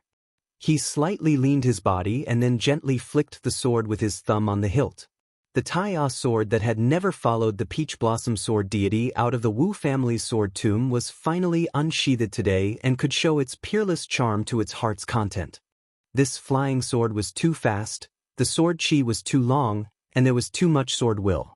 As a result, a thin and dazzling white rainbow stretched out between the scabbard on Deng Taiya's waist and the flying sword. It was as if there was a sword in the world that was 2 miles long. The young sword crown Wu Luding, who was unwilling to fall behind, chuckled and said, "Suehua, as a sword servant, just stand behind me and watch how I open the formation." Right when Wu Liuding's wrist shook and was about to use the crossbow bolts as great swords to open up the formation, he saw a violet-clothed figure madly collide into Northern Mang's foot formation with an invincible bearing from the corner of his eye. Countless shattered iron shields and severed limbs sprayed into the surroundings of that ball of violet light, and it was like countless scarlet-red flowers had bloomed. Wu Luding couldn't help but mutter, "This crazy woman." Under that large banner, Northern Mang's Crown Prince His Highness passed down the order, ordering Murong Baoding and Zhong Liang to each lead 2,000 private cavalry to reinforce the 2 cavalry units that were stopped. They had to bring back the heads of those 4 Central Plains grandmasters who dared to stop a chariot with mantises. Every head was equivalent to the head of a lower 3rd-rank general in the Northern Liang Border Army. Then, in front of the banner, he purposely cleared out a wide space with a radius of 1 mile. It was obvious that he was not afraid of the grandmasters from the Central Plains breaking the formation. Northern Mang's Crown Prince acted so boldly, but regardless of whether it was the experienced and prudent West River Province's disciplinary magistrate Helian Wei Wu or the shrewd Aquarius Province's disciplinary magistrate Wang Yong, none of them had the slightest objection. Even Broken Spear Deng Mao, who was in charge of the Crown Prince's safety, remained indifferent. Everyone was calmly waiting for the appearance of the young king. The calm and unruffled Crown Prince of Beimang turned his head and asked the Crown Princess, who won first place in the chess and sword music school with the surname Gu Han, with a smile, "Do you think that Su Gai dares to come?" Her face was cold. Of course. The Northern Mang Crown Prince's face was filled with disapproval. "It's good that he's here. It just so happens that this Northern Liang king understands a principle. There are millions of miraculous medicines in this world, but there is no medicine for regret." She stopped talking and sighed softly. Before marrying into the royal family, she had read all the poems and books in the Central Plains. It seemed that heroes always died at the hands of ambitious people. However, she glanced at the man beside her who finally held great power and sneered. She thought, Butcher Su Shao is an ambitious person. As the eldest son of the first wife, Su Fengnian is going to die at the hands of such an idiot. It's too pitiful. Helian Wei, the Beimang holder Wang Yong, had a complicated look in his eyes. The old man thought of the hidden plan that he had only learned about last night and sighed. It's just like this to have the whole world as your enemy. The old man who stopped his horse not far from the crown prince of Beimeng collected his thoughts and looked at the open space in front of him. He was very emotional. He hoped that the young man would come here and fight bravely, but he also did not want him to die in grievance. But the young vassal king who had broken through 2,000 armors by himself had finally arrived.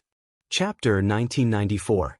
In the middle of Beimeng, the attacking army was divided into 3 groups.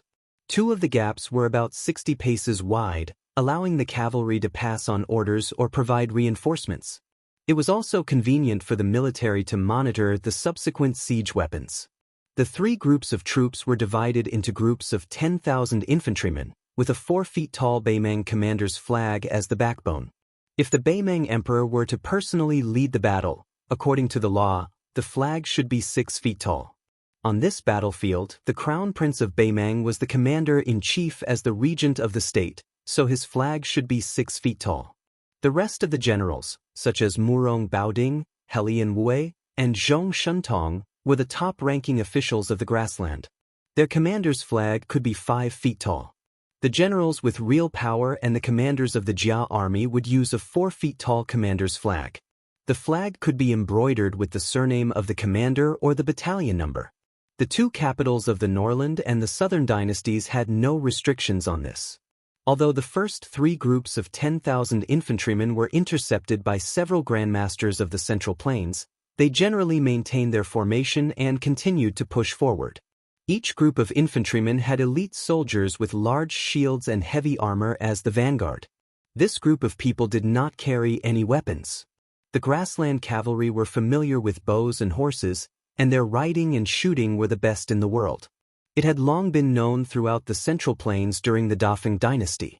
If they were already like this on horseback, they could not be underestimated. However, there were not many archers in the 3 groups of infantrymen. Each group only had about 1,000 people. The main force was still the 5,000 infantrymen.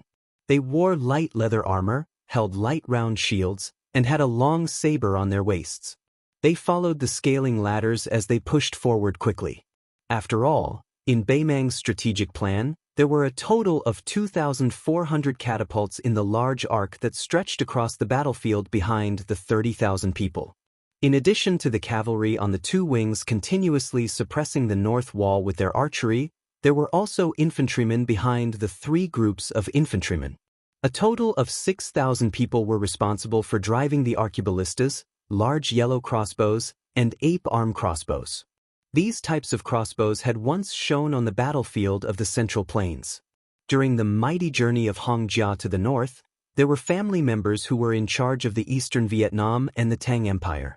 They were directly promoted by the Empress of Beimeng to the 2nd class of the Southern dynasty because they offered crossbow craftsmanship to Beimeng. They quickly stood out among the many remaining families of the spring and autumn period. Other than that, the 3 groups of formations were equipped with more than a dozen siege towers. Each siege tower could hide more than 300 archers and infantrymen. They were like a moving ant nest. The exterior was covered with a huge special cowhide that was difficult to penetrate. Even the terrifying arqueballistas on the city wall of Beimeng that were far more powerful than the Southern dynasty's arqueballistas could not easily destroy the siege towers. Once they got close to the city wall, the archers in the towers could directly shoot at the soldiers guarding the city. At the same time, they would set up scaling ladders like a floating bridge. They would cooperate with the densely packed soldiers below the city wall to attack the city wall, and the elite dare-to-die warriors would use the arrows nailed into the city wall to climb up. 1 front and 2 back, plus the catapults, large crossbows, and the cavalry on the 2 wings, it could be said that it was impossible to defend against. However, because of the appearance of the 18 people, the battlefield did not take place on the north wall of the majestic city on the northwest border. The young lord took the lead to break through the formation and went deep into the heart of the Beimeng army. Luo Yang followed closely behind him. Although she did not kill anyone, the new Lord Liang did not have to worry about anything. In the end, Su Fengnian was able to break through 2,000 people's armor. He used his 2 sleeves, the green snake, and the sword chi rolling dragon wall. His gang chi was like a swimming dragon. He charged straight into the front line of the Beimeng army, as if he was going to take the head of the general in the midst of thousands of soldiers. Compared to Su Fengnian's powerful attack, the peach blossom sword god, Dong Tai, who was slowly moving forward, was much quieter. After the Taiya sword was unsheathed, it suddenly appeared and disappeared in a flash. In the thunderous clouds, there was a ferocious flood dragon occasionally glaring with anger. Before the peach blossom sword god, Su Fengnian and Luo Yang rushed in one after another, followed by Mount Hui Zi and Red Robe Su Ying. The Beimang troops in front of Dong Tai were already in a mess. Almost no one dared to provoke the Zhongyuan Wushu Grandmaster who had fought to Oba Bodhisattva to a draw. When Li Chungang was alive, he lent his sword to Dong Tai. Although the battle was not clear, in the eyes of the Jianghu Grandmasters of Beimang, Dong Tai was the most powerful man in the world. At that time, there were rumors that there might be people in the world who could surpass Dong Tai, but as long as it was a battle of life and death, no one in the world could defeat Dong Tai. At most, both sides would die. Now that Dong Tai had returned from a visit to the East Sea, the peach blossom sword god, who had never carried a sword to travel the Jianghu, was carrying a long sword. Therefore, who would dare to act rashly in front of this swordsman? Dong Tai did not deliberately kill the Beimang soldiers. His pace was not fast, and he moved forward steadily. The soldiers on both sides of him moved south, but Dong Tai ignored them. He was using the Taiya sword to search for traces of Tuoba Bodhisattva. The situation was somewhat similar to when he chased Xie Guanying from the north to the south for thousands of miles. However, compared to Xie Guanying, who had almost no power to fight back, the Beimang god of war, who was at the peak of the human world in terms of both state, physique and combat strength, was obviously not the same. He was just deliberately avoiding the battle. Dong Tai was not in a hurry. He occasionally looked around, and wherever his mind was, that was where the rainbow of sword aura bloomed. In the Beimang infantry formation where Dong Tai was, the red and purple colors seemed to have entered a no-man's land and killed wantonly. The red-robed Su Ying's body was agile. She liked to fly above the Beimang soldiers, and did not mind being a target at all. Every time she was faced with a barrage of arrows from the hundreds of archers in the formation, one could vaguely see her scarlet robe shuttling freely through the rain of arrows. She spun nimbly, and it was a beautiful sight. Every time she rolled her sleeves, 6 to 7 arrows would be caught, and as her body spun, she would immediately return the arrows. She did not care about the accuracy of the arrows. She only treated it as if it was a butterfly playing in a flower bush. The arrows came and went, but they did not even scratch the corner of her clothes. However, no less than 70 Beimang archers had their heads or chests pierced by her arrows. As for the soldiers who were caught in the crossfire, there were more than 200 of them. Although Su Ying's chi was not known for being robust, it was especially long-lasting. Every time she landed, she would either raise her body and step on several arrows in succession, twisting and turning as if she was walking on flat ground, or she would drop slightly and land lightly on the head of a Beimang soldier. Her stomp was like a naughty child stomping on a tangerine in a fit of pique, easily crushing the head of a Beimang barbarian. When a soldier saw the scarlet robe sweeping towards him, he could only close his eyes and slash randomly with his saber. He did not even have the extravagant hope of hitting the woman who moved like a ghost. In the next moment he suddenly realized that no matter how hard he tried, the saber he raised high in the air could not be brought down. The Beimang barbarians around the soldier looked as if they had seen a scourge. They quickly scattered, leaving behind this pitiful worm who was temporarily at a loss. When he opened his eyes, he was shocked to find that the scarlet-robed woman was standing on the tip of his saber. The woman's embroidered shoes were standing on the tip of the saber, unmoving as she looked down at him. With a light tap of her feet, the saber's hilt instantly pierced its owner's chest and came out of his body. She then used the momentum to lean back, barely dodging several arrows that were shooting towards her face. The scarlet-robed Su Ying, who was originally facing the ground with her head down, waved her sleeves before she landed on the ground. Her feet landed lightly on the ground, but before she could even step on the ground, she charged forward. She raised her hand and revealed an arm that was as fair as a lotus root from her sleeves. She pressed her palm against the forehead of a Beimang soldier. The latter flew back a dozen or so steps like a kite with its string cut. The 3 soldiers behind him were crushed in the chest by the tremendous force of the impact and died on the spot as well. This time, Su Ying didn't dodge a swift arrow that was shot straight at her. A smile appeared on her joyful face. She stretched out a finger and gently pressed it against the tip of the arrow. The arrow didn't slow down in the slightest, but it didn't shoot into the woman's neck as expected. Su Ying's figure flashed back as fast as lightning. She waited until the arrow had exhausted all its strength before she stood still. She flipped her wrist and gently grasped the arrow that should have fallen to the ground. She broke into a smile and raised her eyes to look at the archer who had shot the arrow. Although the Beimang soldier's attire was no different from an ordinary archer's, it was obvious that he had already reached a higher level in the martial way. The strange archer who was currently facing the scarlet-robed Su Ying had a cold expression on his face. He had originally reached behind his shoulder to pull out an arrow from his quiver, but he probably realized that a strong bow shot was too insignificant for a grandmaster.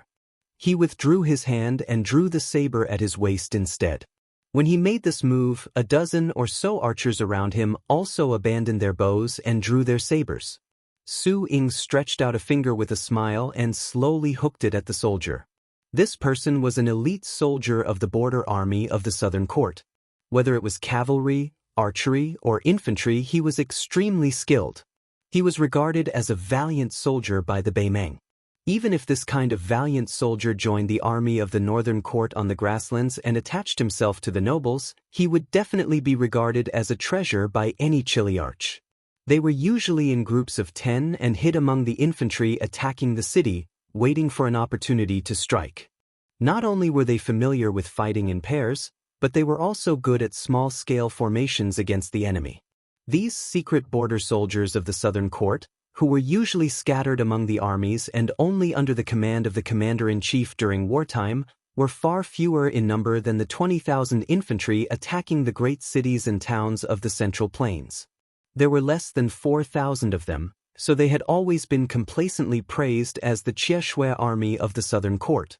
These valiant soldiers of the Southern Court, who were said to be comparable to the white horse crossbowmen of Liangzhou, were currently hiding more than 100 people in every 10,000 infantry formation, so there was only one centurion. Unfortunately, the one who was provoked by the scarlet-robed Su Ying happened to be that centurion. Chapter 1995. The centurion stared fixedly at the scarlet robe. After a slight hesitation, he made up his mind and raised his left arm, clenched his fist, and punched his right palm several times. After he made this gesture, apart from the dozen or so retainers, the other 9 squads of elite Southern Dynasty soldiers hidden in various parts of the infantry formation quickly received the emergency report and quickly gathered here, attempting to encircle and annihilate Su Ying. Su Ying, who sensed the abnormality, was eager to give it a try and patiently waited.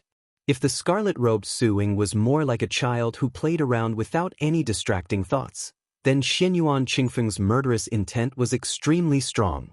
Perhaps in the entire vast battlefield outside of Bibu City, only the young vassal king who broke through 2,000 iron armors in a row could win.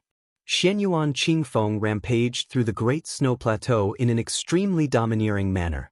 Unlike Su Ying, who only needed to wander around, and generally only needed to keep moving forward, this Great Snow Plateau Jianghu Alliance Master's target was extremely clear from the start: the enormous siege towers. It was obvious that she would tear down whoever was the biggest eyesore in her vision. In the vast Liang dynasty, she was indeed the most unreasonable woman in the entire Liang dynasty. The first siege tower was broken in half by the purple-robed woman. After passing through the first siege tower, Xianyuan Qingfeng turned around and directly pounced on the second one.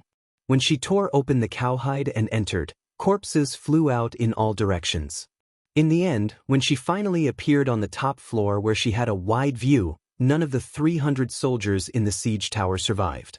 Intentionally or otherwise, she cast a glance towards the Northern Mang army's battle situation. Then she stomped down heavily. The moment she leapt out of the tower chariot, the sturdy tower chariot that came from the Southern Dynasty's military weapons supervisor collapsed with a loud rumble.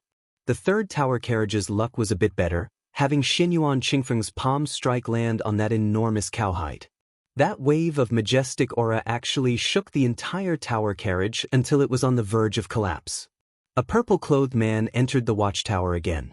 The 6 or 7 northern Mang soldiers didn't even have time to take action before they were smashed through the railings by Xianyuan Qingfeng's sudden and abundant aura.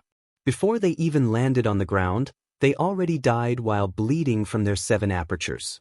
Xianyuan Qingfeng glanced back at the North Jiu City's drum platform. She was a bit dazed when she saw the snow-white color. The siege tower beneath her was still swaying under the influence of the lingering aura from before. However, at this moment, several arrows shot out from the observation deck of the siege tower, interrupting this purple dress of Mount Insignia's thoughts. She frowned and didn't even turn her head. She casually waved her sleeve, and the arrows flew back along the path they came from. The 4 arrows were so fast that they couldn't be seen by the naked eye and instantly pierced through the chests of 4 archers. After killing them, Xianyuan Qingfeng clearly still hadn't vented her anger. She lightly twisted her ankle hidden under her skirt, and the entire siege tower completely tilted towards the one on the right. Xianyuan Qingfeng no longer paid any attention to the 2 tragic siege towers that had crashed into each other, because she discovered that Northern Mang's side finally couldn't hold back anymore. Apart from 2 groups of powerful and well-armored elite cavalry that rushed to the left and right flanks to attack the groom, Lu Huang, Wei Miao, and Chai Qingshan, the 4 grandmasters of the Central Plains, the movements at the center of the army weren't small either. Moreover, their targets included Xianyuan Qingfeng. Apart from the cavalry that numbered around 1,000, after leaving their original encampment, they charged towards the south through the gaps between the 2 paced corridors. There was also a group of black-clothed figures that didn't wear armor, only carrying blades and crossbows. Their movements were concealed, and they didn't appear on the 2 wide corridors. Instead, they lowered their heads and bent their waists as they quickly advanced through the narrow gaps between the paced corridors. There were also figures that originally came from the rear of Northern Mang's army. They had all sorts of weapons in their hands, and their attire was also greatly different. They didn't carry any of Northern Mang's border army's standard equipment, so they should be Northern Mang Jianghu experts who had mobilized in full force and then been recruited by the Northern Mang Imperial Court into the Southern Expedition Army. In the past few years, the grandmasters who could do whatever they wanted in the Jianghu of Beimang all ended up rather miserable, especially in the large-scale invasion of the Beiliang Frontier Army. The Daoist sect, Chess and Sword Music School, Tibing Mountain, and Princess Tomb were all severely damaged, especially Princess Tomb and Tibing Mountain. If it weren't for the support of Beimang, they would have been removed from the list of sects in Liang Lake, which was relatively estranged from the imperial court. They would have either been divided up by the joint efforts of other Jianghu forces who smelled the fishy smell, or their enemies would have kicked them when they were down. The Chess and Sword Music School didn't fare well either. Hong Jingyan, who was known as a CI master, died in battle. Huang Baozhuang, who was known as a CI master, or Luo Yang, who was known as a CI master, left the Chess and Sword Music School. The master of the music school and the group of grandmasters who sneaked into Beiliang died in a foreign land. Apart from the peace order and the crown princess named Hengu, who was known as a CI master, the Chess and Sword Music School, a deep-rooted sect, might be in the same situation as Xianyuan Qingfeng's siege tower. With a little bit of force, the foundation that had been painstakingly accumulated over the past 200 years would collapse in an instant. Xianyuan Qingfeng saw that the 3 groups of people with completely different backgrounds only cared about heading south, but they chose to ignore the young vassal king and the white-robed Luo Yang who were deep in the enemy lines. This made the purple dress of Mount Huishan feel unhappy for no reason, and she became even colder. She continued to smash the siege towers. Then, out of the corner of her eye, she saw a cavalry of 1,000 approaching from the south. Purple Dress dashed toward them. Xianyuan Qingfeng slapped the helmet of the leader of the cavalry, and he was sent flying. His corpse shattered into pieces. Xianyuan Qingfeng, who had taken over the nest of a magpie, stood proudly on the back of the warhorse that was still galloping away. She looked down at the cavalry from above. This cavalry was none other than the elite force that Orange Province had spent countless efforts to train. The famous Winter Thunder Cavalry was also the main culprit that had dragged the left cavalry outside Bailiang into the quagmire. Xianyuan Qingfeng didn't know who was the first deputy commander of the left cavalry, Lu Diyuan, or the famous Winter Thunder Cavalry of the southern dynasties. She only lowered her head to glance at the astonished Winter Thunder Cavalry. Then she looked up and saw a small cavalry of no more than 70 or 80 people. There was a dignified white-clothed swordsman, a woman in a colorful dress with her top fluttering on the back of the horse, and an old man resting with his eyes closed. Without exception, they were all people of the Jianghu. Without a leader, the Winter Thunder Cavalry didn't lose their morale. The cavalry closest to Xianyuan Qingfeng viciously raised his iron spear and stabbed at the abdomen of the purple-clothed cavalry. Xianyuan Qingfeng didn't waste too much time with this cavalry. She pushed off with the tip of her foot and flew up a little, dodging the iron spear. Then she landed on the body of the spear and slid down. Before the cavalry could react, she suddenly looked up and kicked the man in the face. The cavalry's head flew off just like that. This tragic scene was shocking. However, Xianyuan Qingfeng didn't stop there. She allowed the humiliated Winter Thunder Cavalry to continue south. She floated up high and landed gracefully on the empty ground between the Winter Thunder Cavalry and the group of Jianghu experts. Xianyuan Qingfeng leisurely walked forward. Her footsteps were indescribably elegant, like a long ink scroll written by a Danqing artist. After Xianyuan Qingfeng's massacre, Su Yanbing, who hadn't made any big moves, suddenly said to Dong Tai's back, "I'm afraid I'll have to leave the matter of preventing Tuoba Bodhisattva from looting the burning house to you." Dong Tai didn't turn around. She smiled and said, "I won't let you down, Brother Su." Su Yanbing tilted the fine iron spear that the Tide Listening Pavilion had kept for many years. Facing the Peach Blossom Sword God's promise, this Bailiang half-step martial saint didn't express any gratitude. He just cupped his fists and left. Su Yanbing turned around and strode toward the sword eater who hadn't made a move. He said in a low voice, "I'll have to trouble Senior Sui to coordinate with His Highness's return to the city." Sui Xiegu glanced at this junior martial brother of the spear immortal Wang Xiu. The old man didn't comment on Su Yanbing's request. Su Yanbing didn't force him either. He went to support the young sword-crowned swordsman from the sword tomb of the Wu family. Wudong's great spiritual master Yu Xingrui had already left to support Mao Shulang and Ji Lu, and the two grandmasters of Nanjiang. Wu Luding and the swordsman Sui Hua were still facing an entire formation of 10,000 men. Although they hadn't fallen into a certain death situation, they were already surrounded by layers of iron armor. For some reason, the female swordsman with outstanding swordsmanship didn't unsheath her Su of Gojosian sword to kill the enemy even though she had seen the sword crown of the sword tomb's aura weaken many times and was surrounded by danger. She seemed unwilling to take the initiative to help Wu Luding share the pressure. In addition, the young sword crown was really like a newborn calf that wasn't afraid of a tiger. He buried his head in the formation and pressed forward with indomitable will, as if he couldn't wait to kill the Beimang crown prince. In contrast, Mao Shulang and Ji Lu, and one of the few bladesmanship grandmasters in the world, were more steady. They were even able to greatly limit the speed of the entire attacking formation. The reason why Yu Xingrui, the master of the current Wudong sect leader Li Yufu, chose to support Mao Shulang and Ji Lu, and was reasonable. Firstly, it could greatly impede the Beimang's attack. Secondly, the young sword crown was too rash and radical. Yu Xingrui couldn't stop him even if he wanted to. After all, Yu Xingrui had long heard of the unreasonable rules of the withered swordsman of the sword tomb of the Wu family. Even if he was a kind elder and a martial arts senior, even if he had compassion in his heart, it would be very troublesome if he really helped.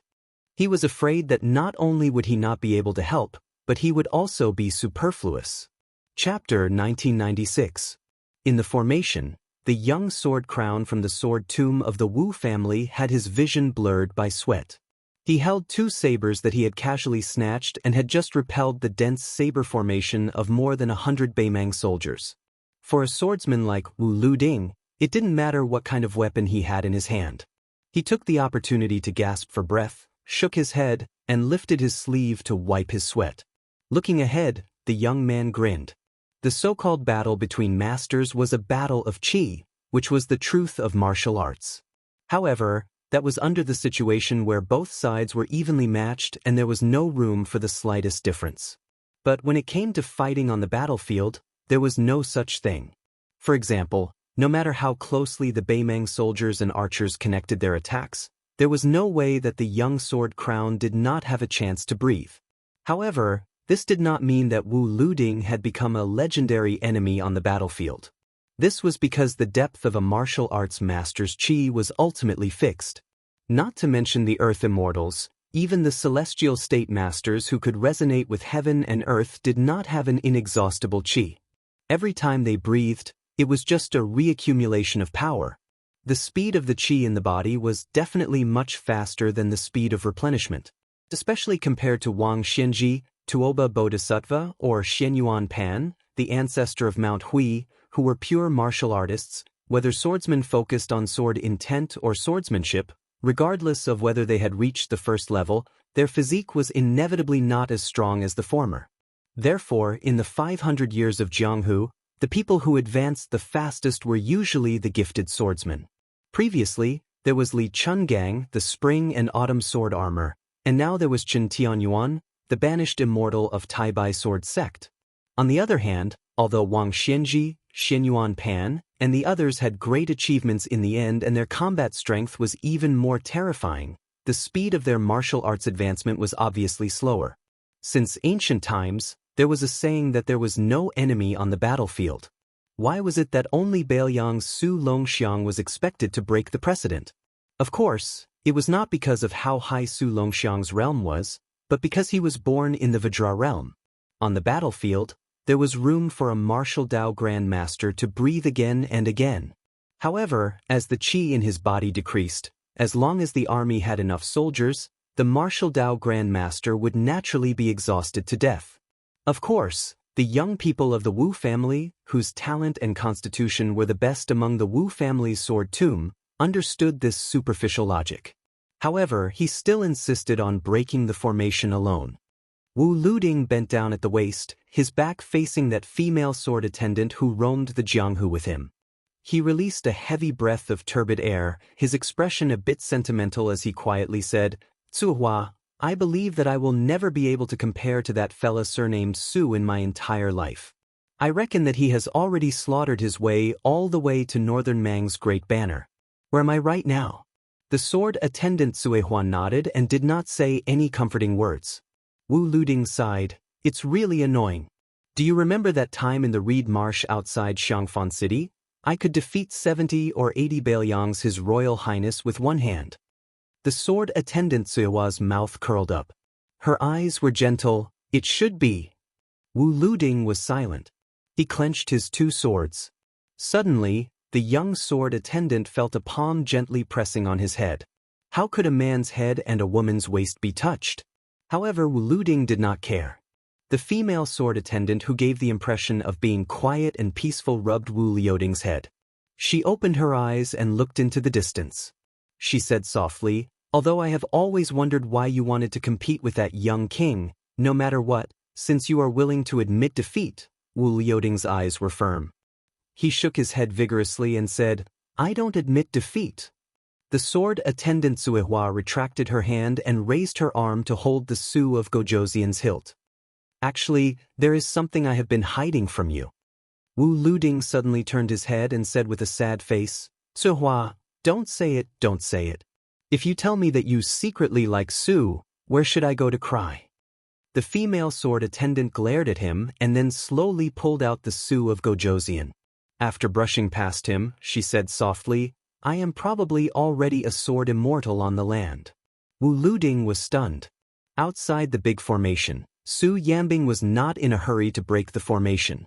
In the face of the thick formation, Su Yanbing made a move that no one expected. As the junior brother of the spear immortal Wang Xiu, this martial arts master who was rarely mentioned in the Liang River Lake, suddenly stabbed the iron spear in his hand into the ground. Su Yanbing took a step forward. The iron spear was behind him, and on his right side was the iron spear.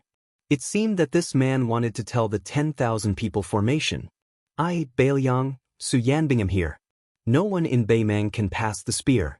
At the back of the 18 masters who left the city was the blind female zither player from Shishu, Shuesongguan.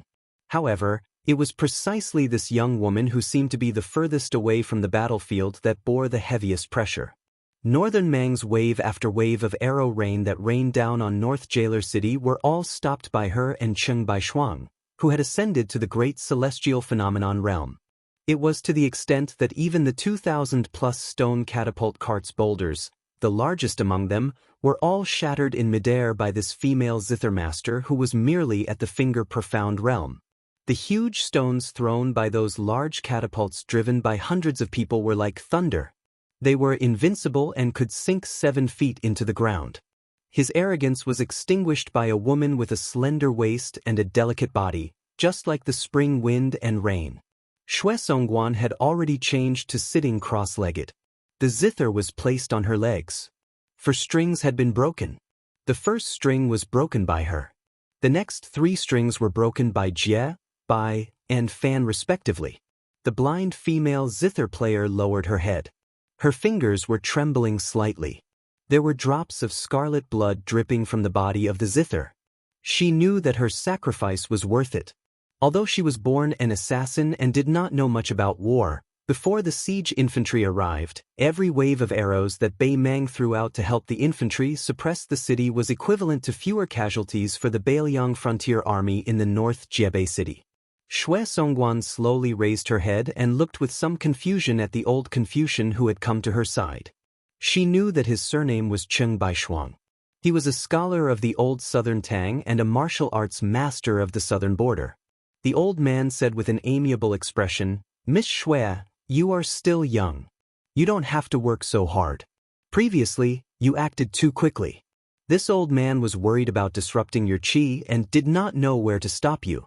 Now, it will be up to this old man to do the work. Miss, it will be up to you to fill in the gaps. How about it? The blind female zither player gently shook her head. She was unusually determined. The old man did not find this strange. He waved his sleeve and smashed the boulders above his head with Howren Qi. At the same time, he continued to persuade her with an amiable expression, "Miss Xue, this old man is 2 generations older than you. Allow this old man to take advantage of his seniority and speak some great principles. This old man does not know why you are here and does not know who you are here for. But since this old man is fighting side by side with your little girl, there is no reason for a girl to die first.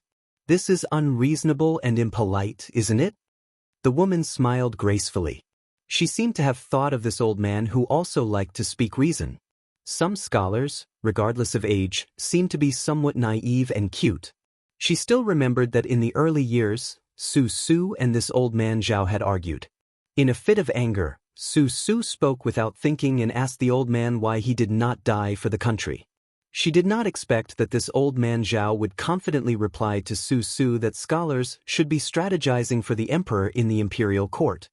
That kind of dedication was the right thing to do. Fighting on the battlefield had always been the duty of a martial artist. Death was a worthy death. Fai Zhaodingxiu was a scholar afraid of dying on the battlefield. What was wrong with that? Su Su suddenly grimaced and was speechless. This old man Zhao leisurely left with his hands behind his back. It was just that the old man's back was somewhat bleak. Cheng Baishuang laughed and joked, "Miss Xue, such a beautiful and rare girl like you, how can you not get married?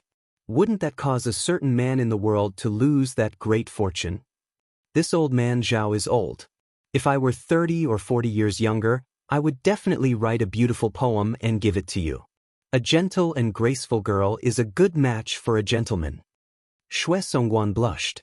Cheng Baishuang restrained his expression and said, "Next, let this half-scholar old man put in more effort. Miss Xue, what do you think?"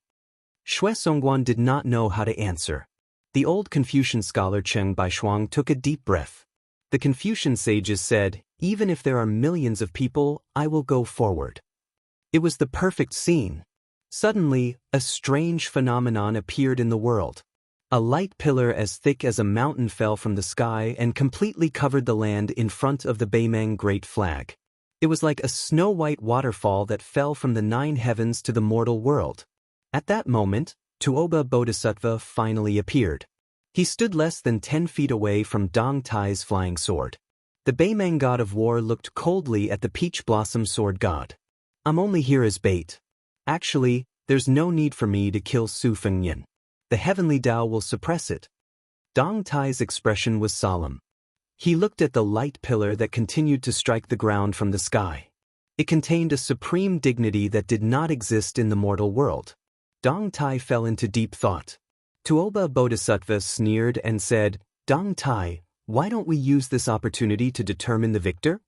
Dong Tai slowly retracted his gaze and finally looked at Tuoba Bodhisattva. However, he shook his head and sneered, It's not my turn. Tuoba Bodhisattva immediately turned around. In front of the great northern Mang banner that was covered in dust, one could vaguely see that a black line seemed to have appeared between the pillar of light and the ground from the distance. Under the suppression of the heavenly Tao, someone straightened his back. Chapter 1997.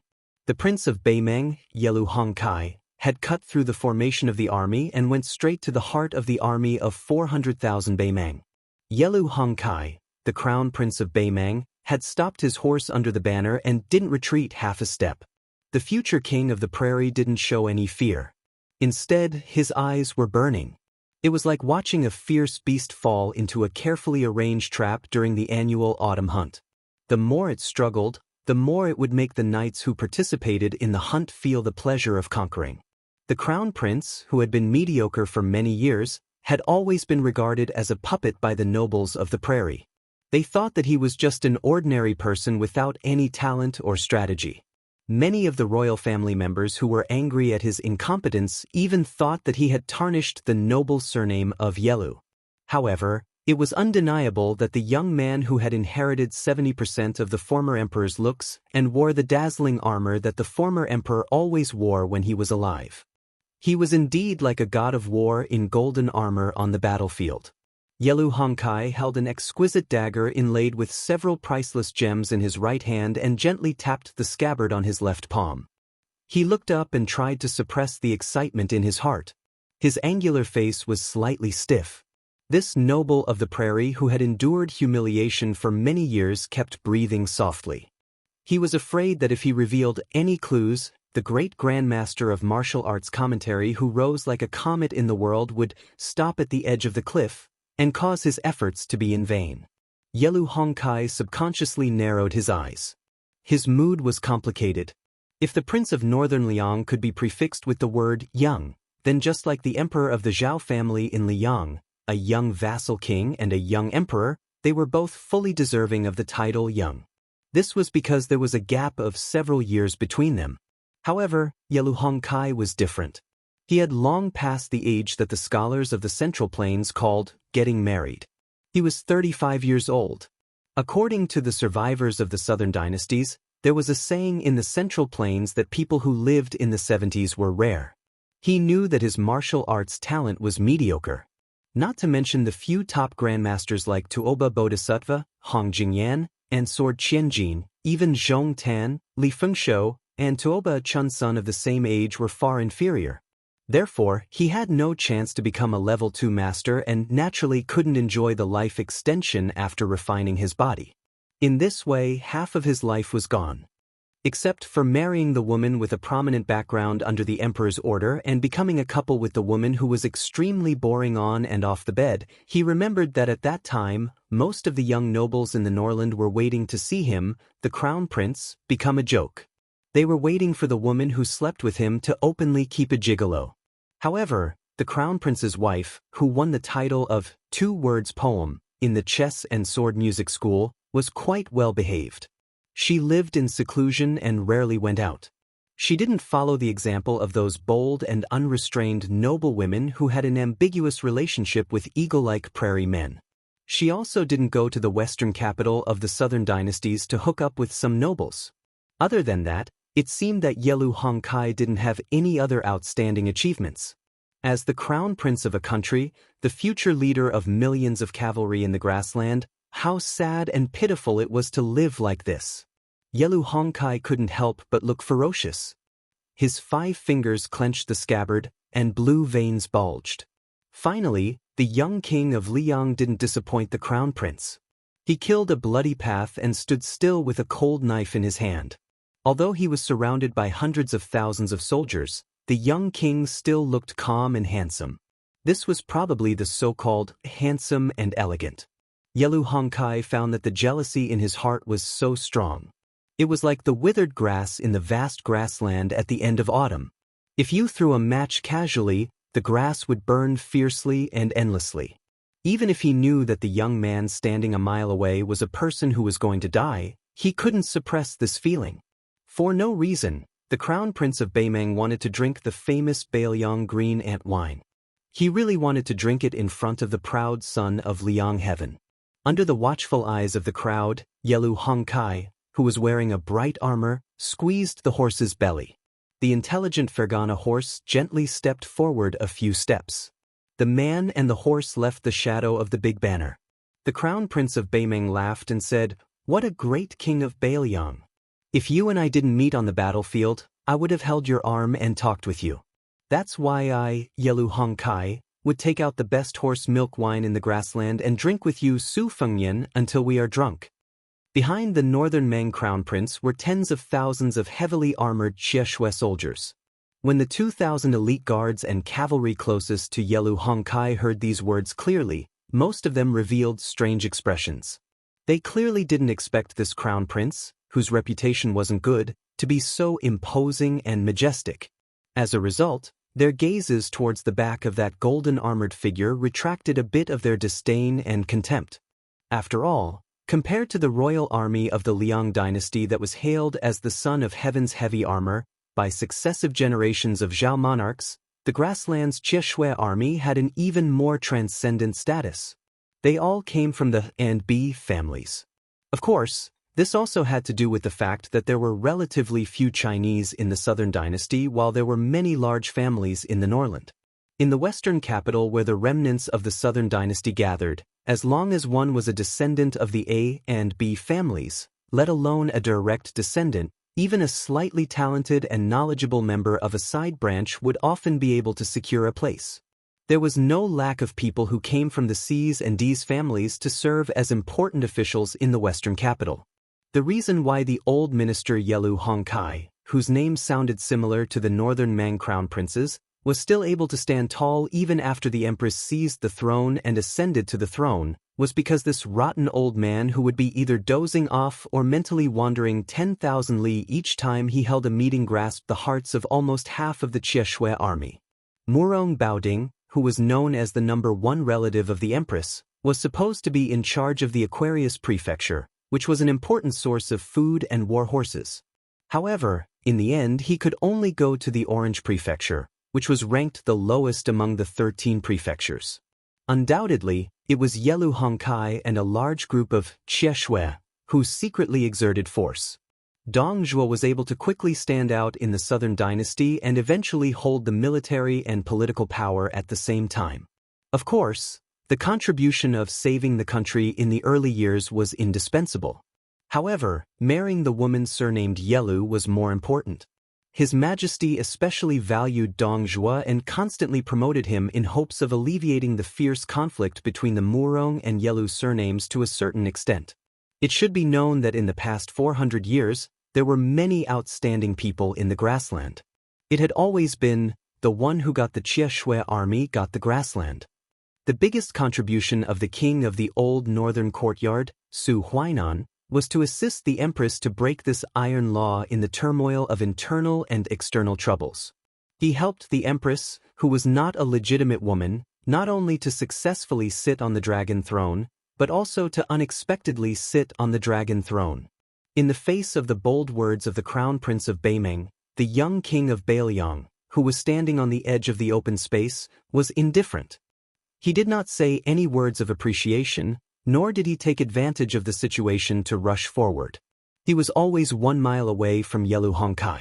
Obviously, he had already broken through 2,000 Beimeng armor, but when no one stopped him, he chose to not move. This made the Beimeng infantry behind the young king and the Xie army behind the crown prince of Beimeng puzzled.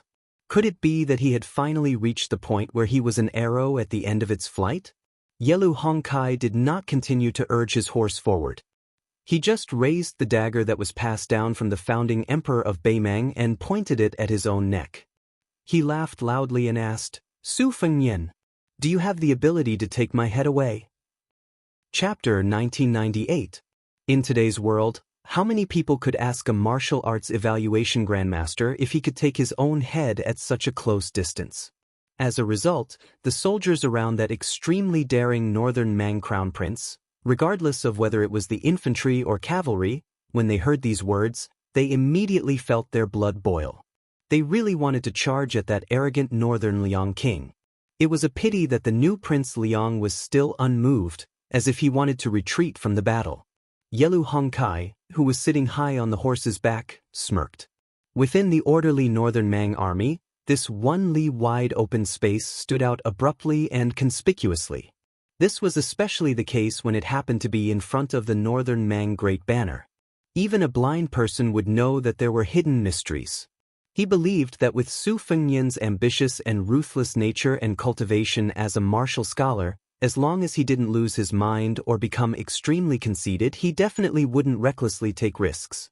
Yelu Hongkai also didn't feel that a few words of provocation would be enough to successfully lure Su Fengnian, the backbone of northern Liang's 300,000 cavalry, into a trap. However, there were some things that some people had no choice but to do. It was very simple. Yelu Hongkai knew why he was suddenly able to govern the country. Why was he able to control 400,000 troops in one night and lead them south to attack Beiming City? Could it be that Her Majesty, who had been cold-blooded all her life, suddenly became merciful and decided to hand over the grassland to him, using the merit of Beiming City to pave the way for her only remaining flesh and blood? Of course not. She never cared about the fact that even a vicious tiger wouldn't eat its own cubs. On the contrary, the reason why she supported him to the position of commander-in-chief of the southern expedition was because she wanted to use him as the world's biggest bait. She wanted to use 400,000 troops to force the young man named Su Xiao to come out of the city. At the same time, she wanted to make Su Xiao's eldest son feel that there was hope to capture the king first to capture the bandits. Therefore, as the crown prince and the commander-in-chief of the southern expedition, in the end, he only had Deng Mao by his side to protect him. Tuoba Bodhisattva, Murong Baoding, Zhong Shuntong, Zhong Liang, Li Mibi, and the others were the few martial arts grandmasters left on the grassland. Yelu Hongkai could only order them to attack the city, but there was no way he could make them stay by his side and form an iron bucket formation. Otherwise, how could he be a qualified bait? Taking a step back, Yelu Hongkai didn't think that Beimang's 400,000-strong army would collapse if he died. He believed that with His Majesty the Emperor's methods and the arrangement of the peace decree, even if 10 Yelu Hongkais died outside Jiebei City, the siege of the city would not be delayed.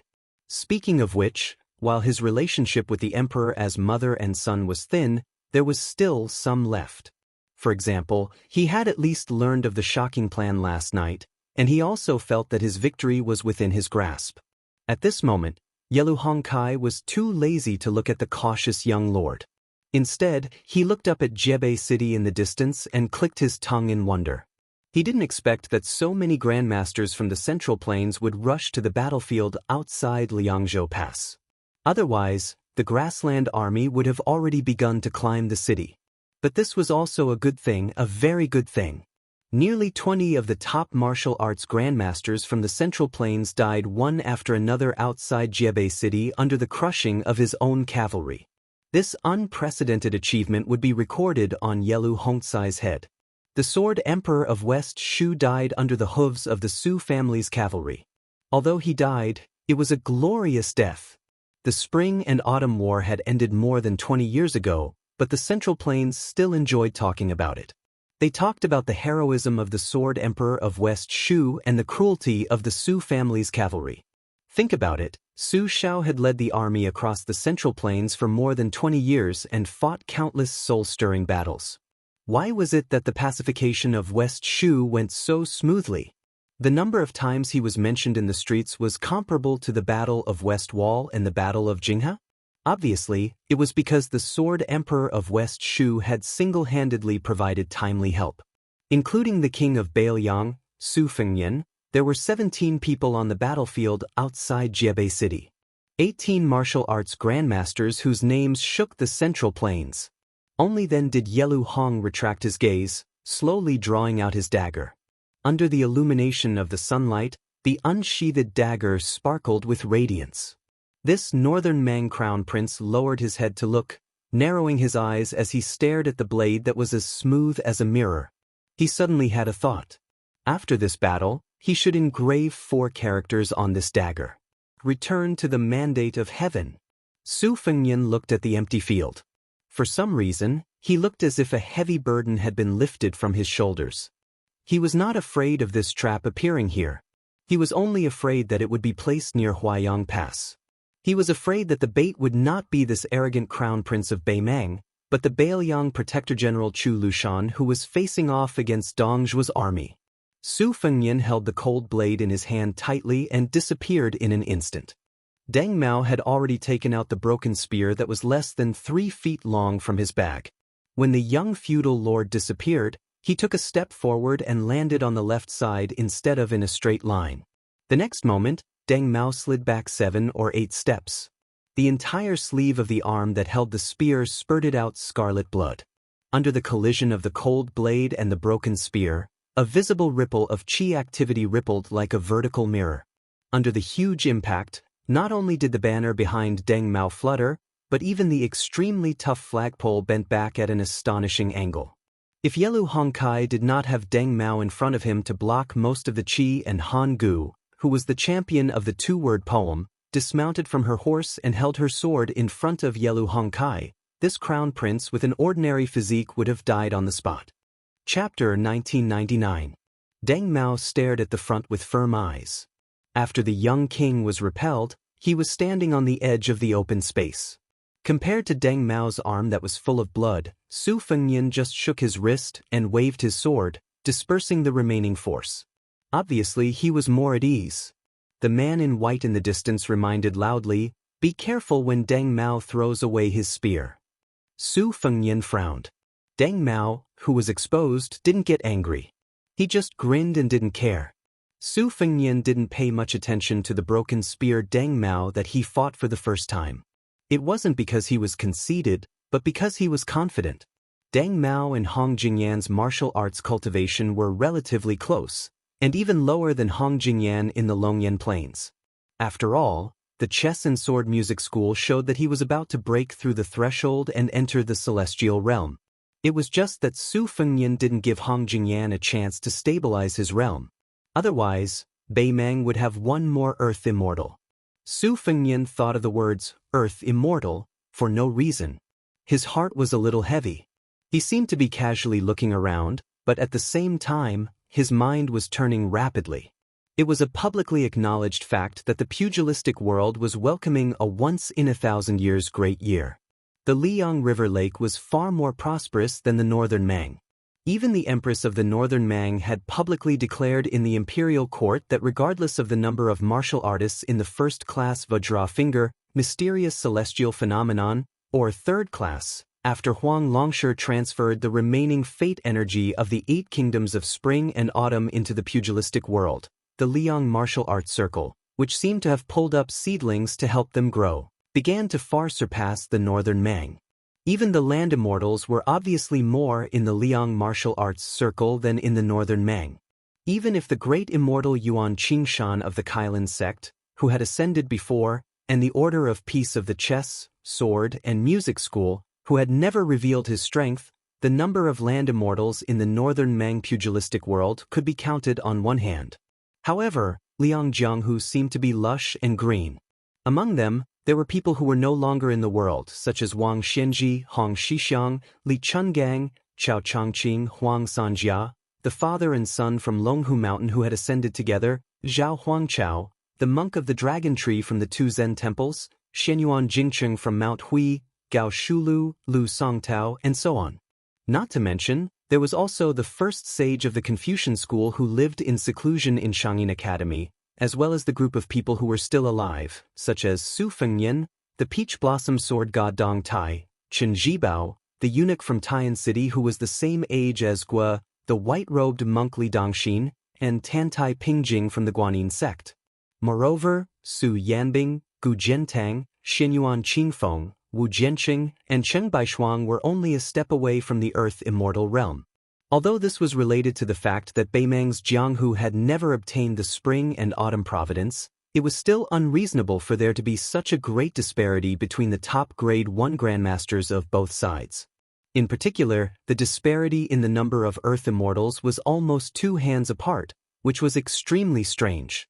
According to the deduction of Su Fengnian and the young leader of Wudong, Li Yufu, Beimang's Jianghu should not be so lifeless.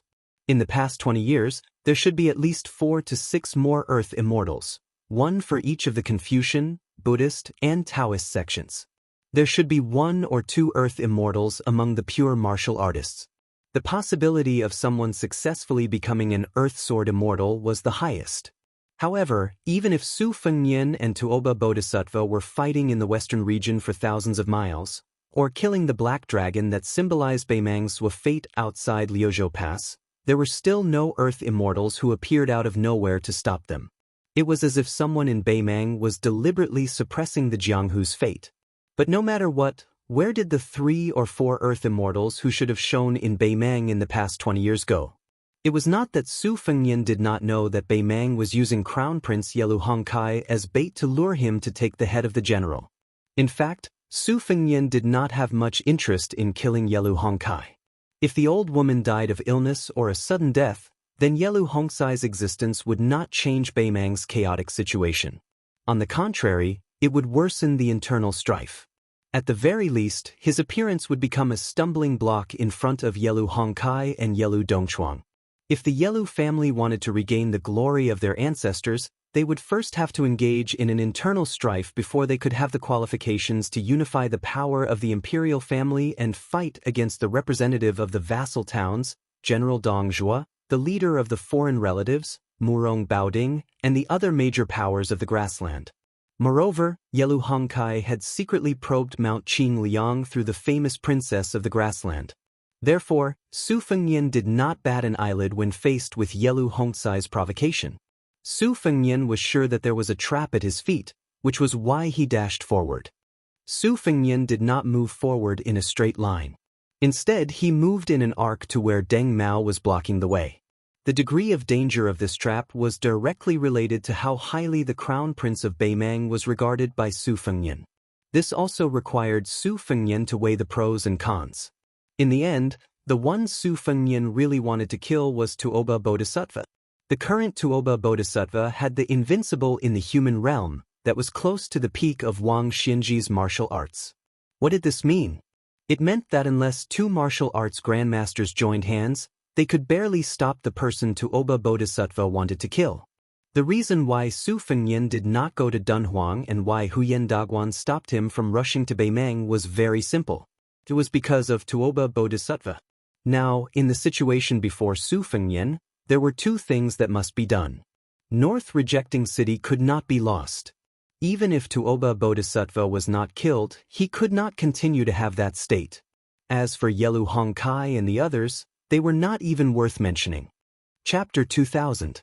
To lead those grandmasters of the Central Plains on a 1,000-mile raid to assassinate the old woman in Beimang, not to mention whether those grandmasters were willing to do so. In fact, it was absolutely impossible.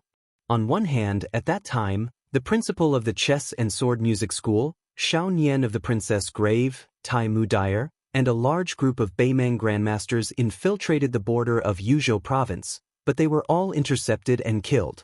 With Tuoba Bodhisattva's unblemished celestial being realm, the imposing manner of the 18 people gathered together was like a candle in a house in the dark night. Beimang could very well wait for the rabbit to come out of a tree stump and wait for the rabbit to come out of the tree stump. With Tuoba Bodhisattva leading a large group of Wu Dao grandmasters as the vanguard, they might not even be able to reach Shijing by then. Only Su Fengnian and Dong Tai would be able to retreat. More importantly, on the other hand, with 400,000 Beimang soldiers bearing down on the border and the loss of Beiqing, the Bailiang cavalry was like a rootless tree without a source. Bailiang had lost its last gate outside the border. Not only the 3 provinces of Bailiang, but also the entire northwestern border of the Central Plains was in a perilous situation. Even if Su Fengnian and those grandmasters managed to get through the heavy encirclement of Tuoba Bodhisattva and Beimang's iron cavalry, how could they accurately locate the old woman of Beimang who had chosen to hide her identity? One had to know that not only was she not an earth immortal, she was not even a first-stage martial artist. As a result, Su Fengnian was unable to determine her location based on the qi of a martial artist. On the other hand, the young king Su Fengnian had no way to retreat from North Jebei City, which must not be lost. Su Fengnian could not retreat. The remaining 17 grandmasters were unwilling to retreat. Only then did Su Fengnian and North Rejecting City win the current situation with great difficulty. In the martial emperor city, Huang Groom's building, Wei Miao of the southern Zhao, and Chai Qingshan of the eastern Yu sword pool. They risked their lives to stop the cavalry on the two wings of Beimang from shooting at the top of the city walls. Wu Luding and sword maid Sihua of the Wu family's sword tomb, as well as Su Yanbing behind them. Mao Shulang and Ji Lu, and of the Dragon Palace from the southern border, as well as Yu Xingrui, the Daoist master of the Wudong sect.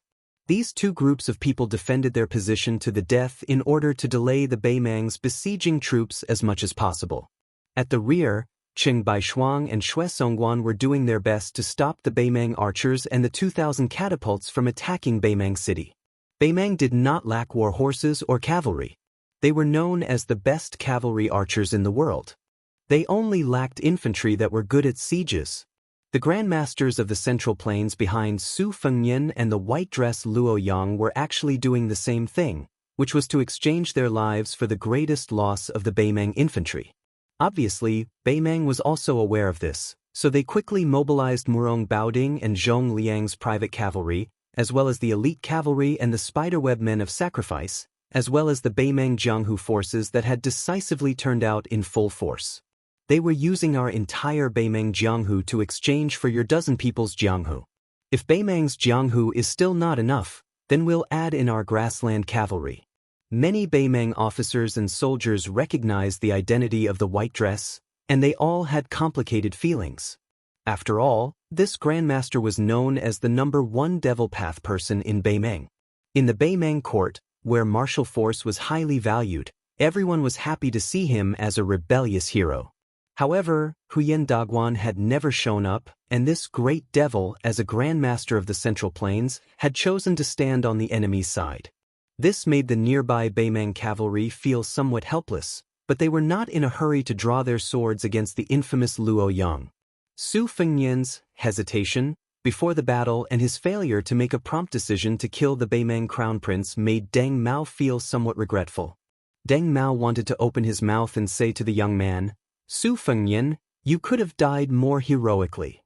In Deng Mao's eyes, this kind of cautiousness that did not match the dual identities of a grandmaster of martial arts evaluation and the king of Beimang was just a chance to live a little longer in the world, or to make Li Mixi pay an extra price.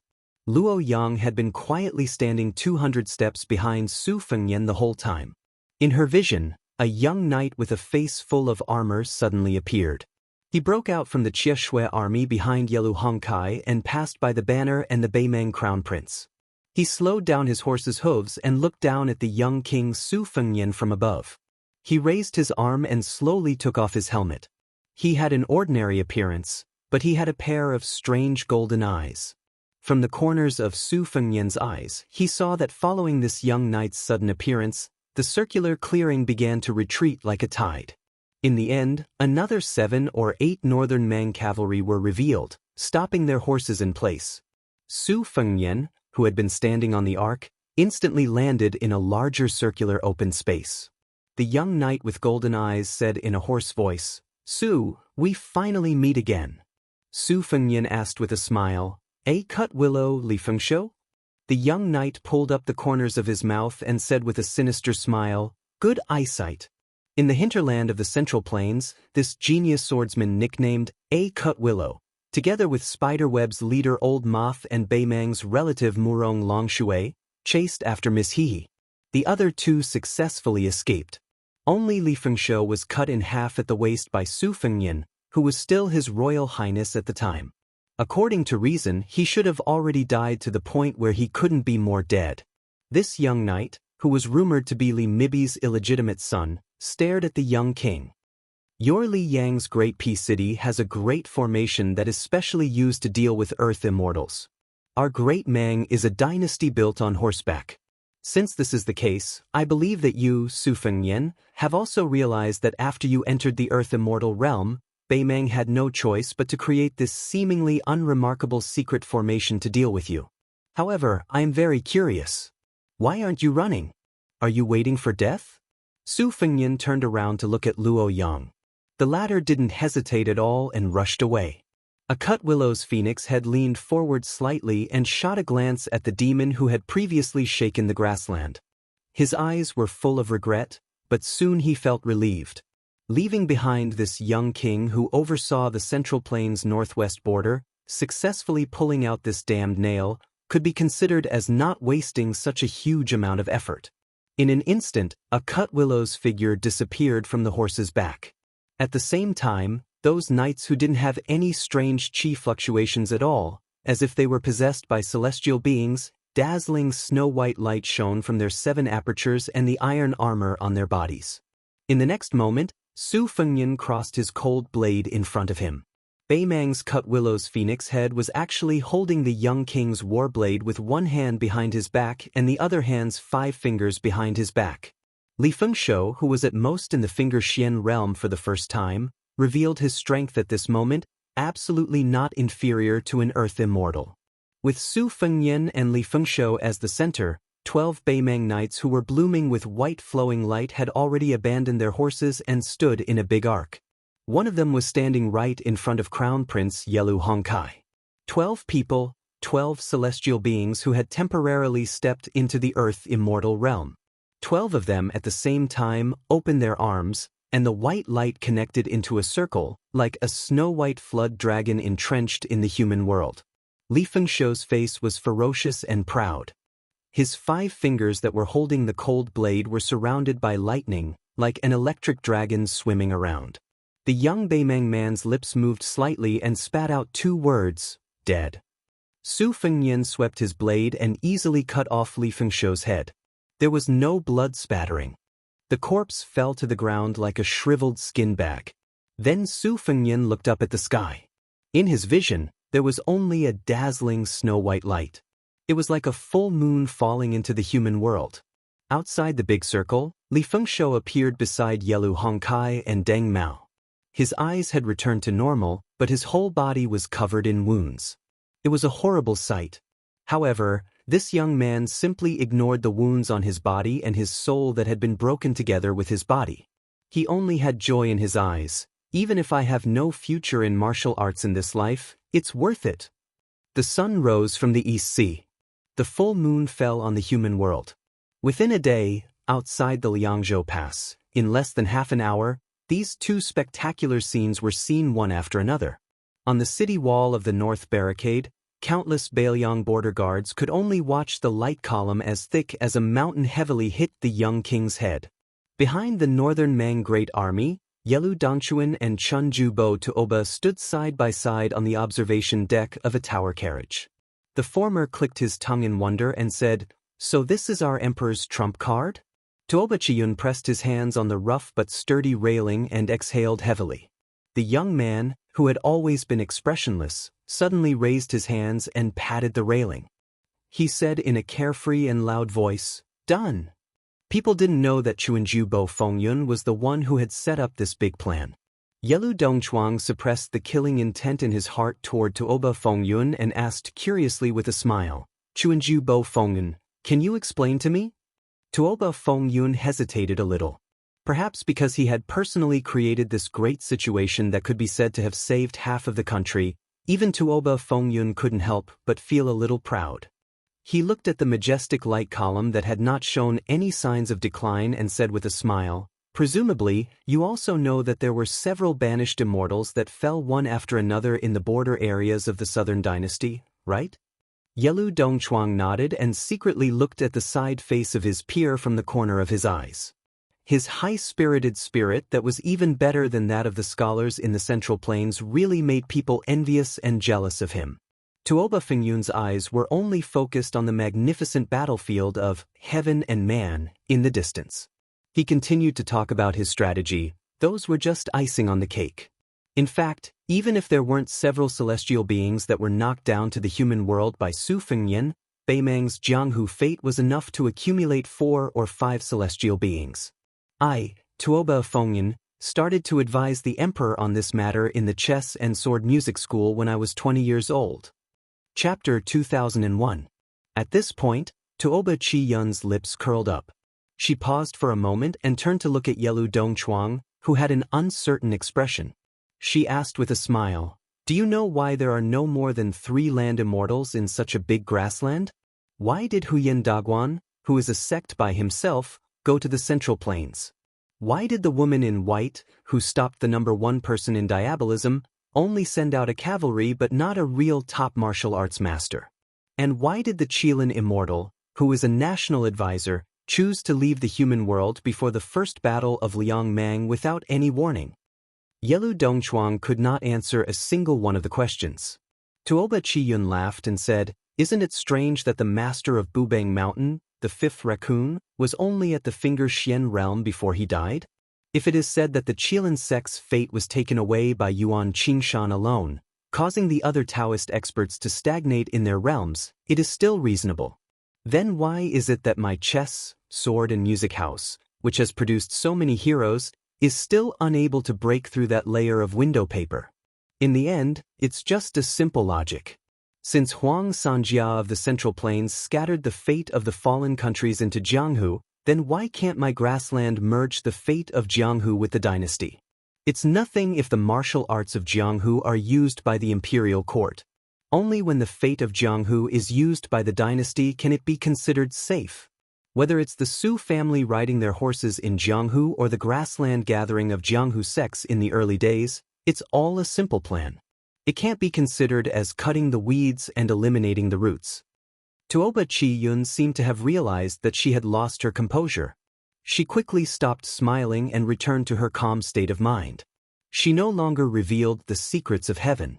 You only need to know that in order to suppress Su Fengyan, the emperor paid an immeasurable price. Therefore, the king of Beiliang died a worthy death. Yelu Dongchuang rubbed his chin. He did not care whether the king of Beiliang died a worthy death or not. He only knew that the shrewd young man beside him was definitely not to be attracted. One day, he would let Tuoba Chi-yun die a worthy death. Suddenly, Tuoba Chi-yun's eyes widened and she was shocked. Yelu Dongchuang followed his line of sight and his emotions surged. There was fear, respect, and the fascination of a martial artist. For some reason, Yelu Dongwen felt a sense of unspeakable satisfaction. What great things can a scholar achieve in this chaotic world? The pillar of light that symbolized the way of heaven pressed down rapidly. It was so fast that even the young vassal king, one of the 4 grandmasters of Wu Ping, could not escape from the cage created by the joint efforts of the celestial beings, the insurmountable thunder pool. 12 Beimang land immortals appeared together. 3 of them were banished immortals who had been personally struck down from the sky by Su Fengyan. Before their bodies and spirit were about to completely merge into the light pillar, one of them sneered and said, "How dare a mere mortal disobey the will of heaven? Do you really think that we will be so weak?" The Beimang land immortals who stood behind the young vassal king had the most powerful momentum, as if they were guarding the 4 directions of heaven and earth. These 4 celestial beings were different from the Beimang Qi cultivators who bore the fate of Jianghu with the body of a mortal and temporarily entered the realm of land immortals. These 4 celestial beings came from heaven and were the same as Bodhisattva Tuoba's cultivation. They were also one of the gifts from the will of heaven. However, they were relatively more hidden and were far less dignified than Bodhisattva Tuoba, who bore the will of heaven. The burly figure standing in front of the young king opened his mouth and spoke like a great bell. He looked at the pitiful figure who was almost kneeling on the ground because of the way of heaven, and said without the slightest emotion, "Su Fengyan, why are you still resisting?" At this moment, whether it was the central plains of Liang or the grassland of Beiming, almost everyone looked up and could see the snow-white waterfall that seemed to fall from heaven. However, in the eyes of most people, It was more like a slender fishing line. When the immortals were fishing, the clouds were on the shore and the human world was in the water. In the light beam, Su Fengnian knelt on one knee and held the cold blade with his left hand. The tip of the blade was pressed against the ground and did not pierce into the ground at all. The vassal king's robe was not damaged at all. It only caused some ripples when the young vassal king's body trembled. Su Fengnian's perception was cut off. Not only was he deaf, mute, and blind, but he also lost his divine will. The body of a celestial being could not resist the way of heaven's light beam at all. Although it was not completely shattered, it was already showing signs of collapsing. Su Fengnian, who was kneeling on one knee, lowered his head and his arm holding the blade was trembling nonstop. From his 7 apertures, including the one between his eyebrows, 8 streams of qi flowed out of his body, like 7 little snow-white snakes slithering in the air. Su Fengnian, who had lost all his senses, subconsciously propped himself up with his saber and pressed his right palm against the ground. He subconsciously propped himself up and tried his best to stand up. It was as if he was carrying a burden and continued to walk with it. The celestial being behind Su Fengnian sneered and said, "Our grassland cavalry broke through the pass and went south to unify the Central Plains for the first time. This is an established trend. How dare you, Su Fengnian, try to stop the will of heaven by yourself? You're overestimating yourself." The celestial being on Su Fengnian's left crossed his arms and laughed. "I can already see the eagle from the grassland perched on the eaves of the Central Plains Library." The celestial being on Su Fengnian's right shook his head slightly. His silver eyes showed some sarcasm and pity. "With only the power of one place, you can show a power that is more impressive than the power of a country. You've caused so much trouble for our grassland men. You Baoyang are not bad." Chapter 2002. Compared to the northern Mang's secret qi cultivators who had already dissipated in the pillars of light, the figures of the 4 celestials and 3 exiled immortals were much more durable. They seemed to be a little impatient with the young lord's persistence. After looking at each other, the 3 banished immortals nodded and dispersed their bodies and spirits. In this way, the light beam that was already aggressive suddenly became more powerful. The young lord who was kneeling on one knee suddenly felt his shoulders sink a little. Tuoba Chi-yun, who was sweating profusely, felt relieved. But this time, he couldn't smile anymore and still looked serious. Yelu Dongchuang, who had been looking at Chun Jubo's face, was a little disappointed. He thought that Su Fengnian could at least risk his life to exchange for those immortals from Earth. It would be even better if he could kill Yelu Hongkai in one go. At some point in time, a purple robe rose from the ground in the distance and crashed into the pillar of light. Luo Yang in white tipped her toes and grabbed Xianyuan Qingfeng's shoulder, smashing her to the ground. She said in a low voice, "Don't go. With your fate, you can dominate the Jianghu. But against the fate of heaven, it's like hitting a stone with an egg. You'll die in vain." After killing more than 80 Beimeng Jianghu experts and piercing through the encirclement of 1,000 cavalry, Xianyuan Qingfeng was obviously badly injured. After falling to the ground, she spat out a mouthful of blood. She ignored Luo Yang's warning. The qi in her body was circulating rapidly and she was about to stand up again. Luo Yang quickly landed beside her and said calmly, "Trust me." Xianyuan Qingfeng gave up attacking the light beam and said coldly, "Don't do things more than 3 times. Now, don't stop me from killing that Beimeng crown prince." Luo Yang didn't have any intention to stop her this time. She just smiled angrily and said, "You really know how to take advantage of the situation." However, Deng Mao with the broken spear had already bypassed the light beam and appeared in front of the 2 women, blocking the way of the purple dress of Mount Huishan. On the city wall of North Barricade, a drum sound that was heavier and more solemn than the previous drums sounded heavily. Luo Yang also laughed out loud and said, "The winds of Great Qin rise." In the pillar of light, the young man who carried the heavenly axiom on his shoulders seemed to have heard the sound of drums and Qin Empress's words. There was a woman in white who shouted with a sobbing tone after beating the drum, "You're not allowed to die." However, just as the saying goes, Daoist is 1 foot tall, while the devil is 10 feet tall, The four immortals who were enforcing justice on behalf of the heavens also began to take a step forward, taking the initiative to merge into the pillar of light. Every time each figure took a step forward, the pillar of light would increase in momentum. In the light beam, the cold blade in the young man's right hand was gradually crumbling. His lips moved slightly, but no words came out of the light beam. Even he couldn't hear his own voice. But the young king knew what he was talking about. On that snowy night outside Liangzhou Pass, an old man asked his eldest son, who was temporarily acting as a groom, if he could take on the responsibility. The young man nodded.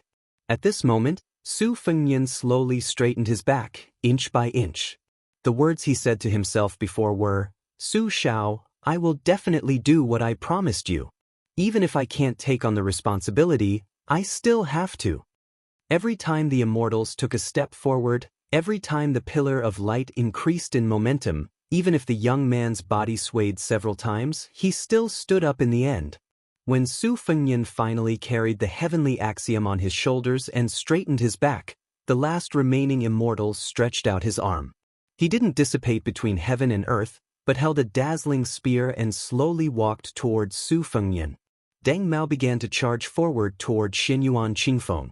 Luo Yang suddenly turned around and moved several meters to the side, crossing her arms in front of her to block the impact of a burly figure. The peach blossom sword god Dong Tai held the Taiya sword in his hand and arrived in an instant, sweeping toward the thick pillar of light with his sword horizontally. This sword could be called the pinnacle of the human world. After the burly man punched Luo Yang back, he didn't pursue or block Dong Tai's sword. He said coldly, "It's too late." The pillar of light suddenly disappeared. However, Su Fengnian was also stabbed in the chest by the immortal holding the snow-white spear. The young lord didn't bleed. After the snow-white spear pierced through his body, it revealed an exceptionally dazzling snow-white light. At this moment, it was as if all sounds between heaven and earth were silent. The first to break the silence was Luo Yang. She turned around and glared at the back of the figure, questioning, "Why?" In a trance, there seemed to be two Luo Yang in white. One was a real body, and the other was an ethereal spirit. The two constantly overlapped and separated. It turned out that she had planned to use her spirit to escape from her body. The former was to block Daoba Bodhisattva's attack while the latter was to block Su Fengnian's attack. She had indeed done so, but she was stopped by Su Fengnian. The young lord with his head lowered raised his arm and held the spear. He said in a hoarse voice, "Women, don't meddle in men's business." The immortal's figure finally dissipated and turned into ashes. He looked at Daoba Bodhisattva, who was expressionless and just nodded gently. The immortal then disappeared with a smile.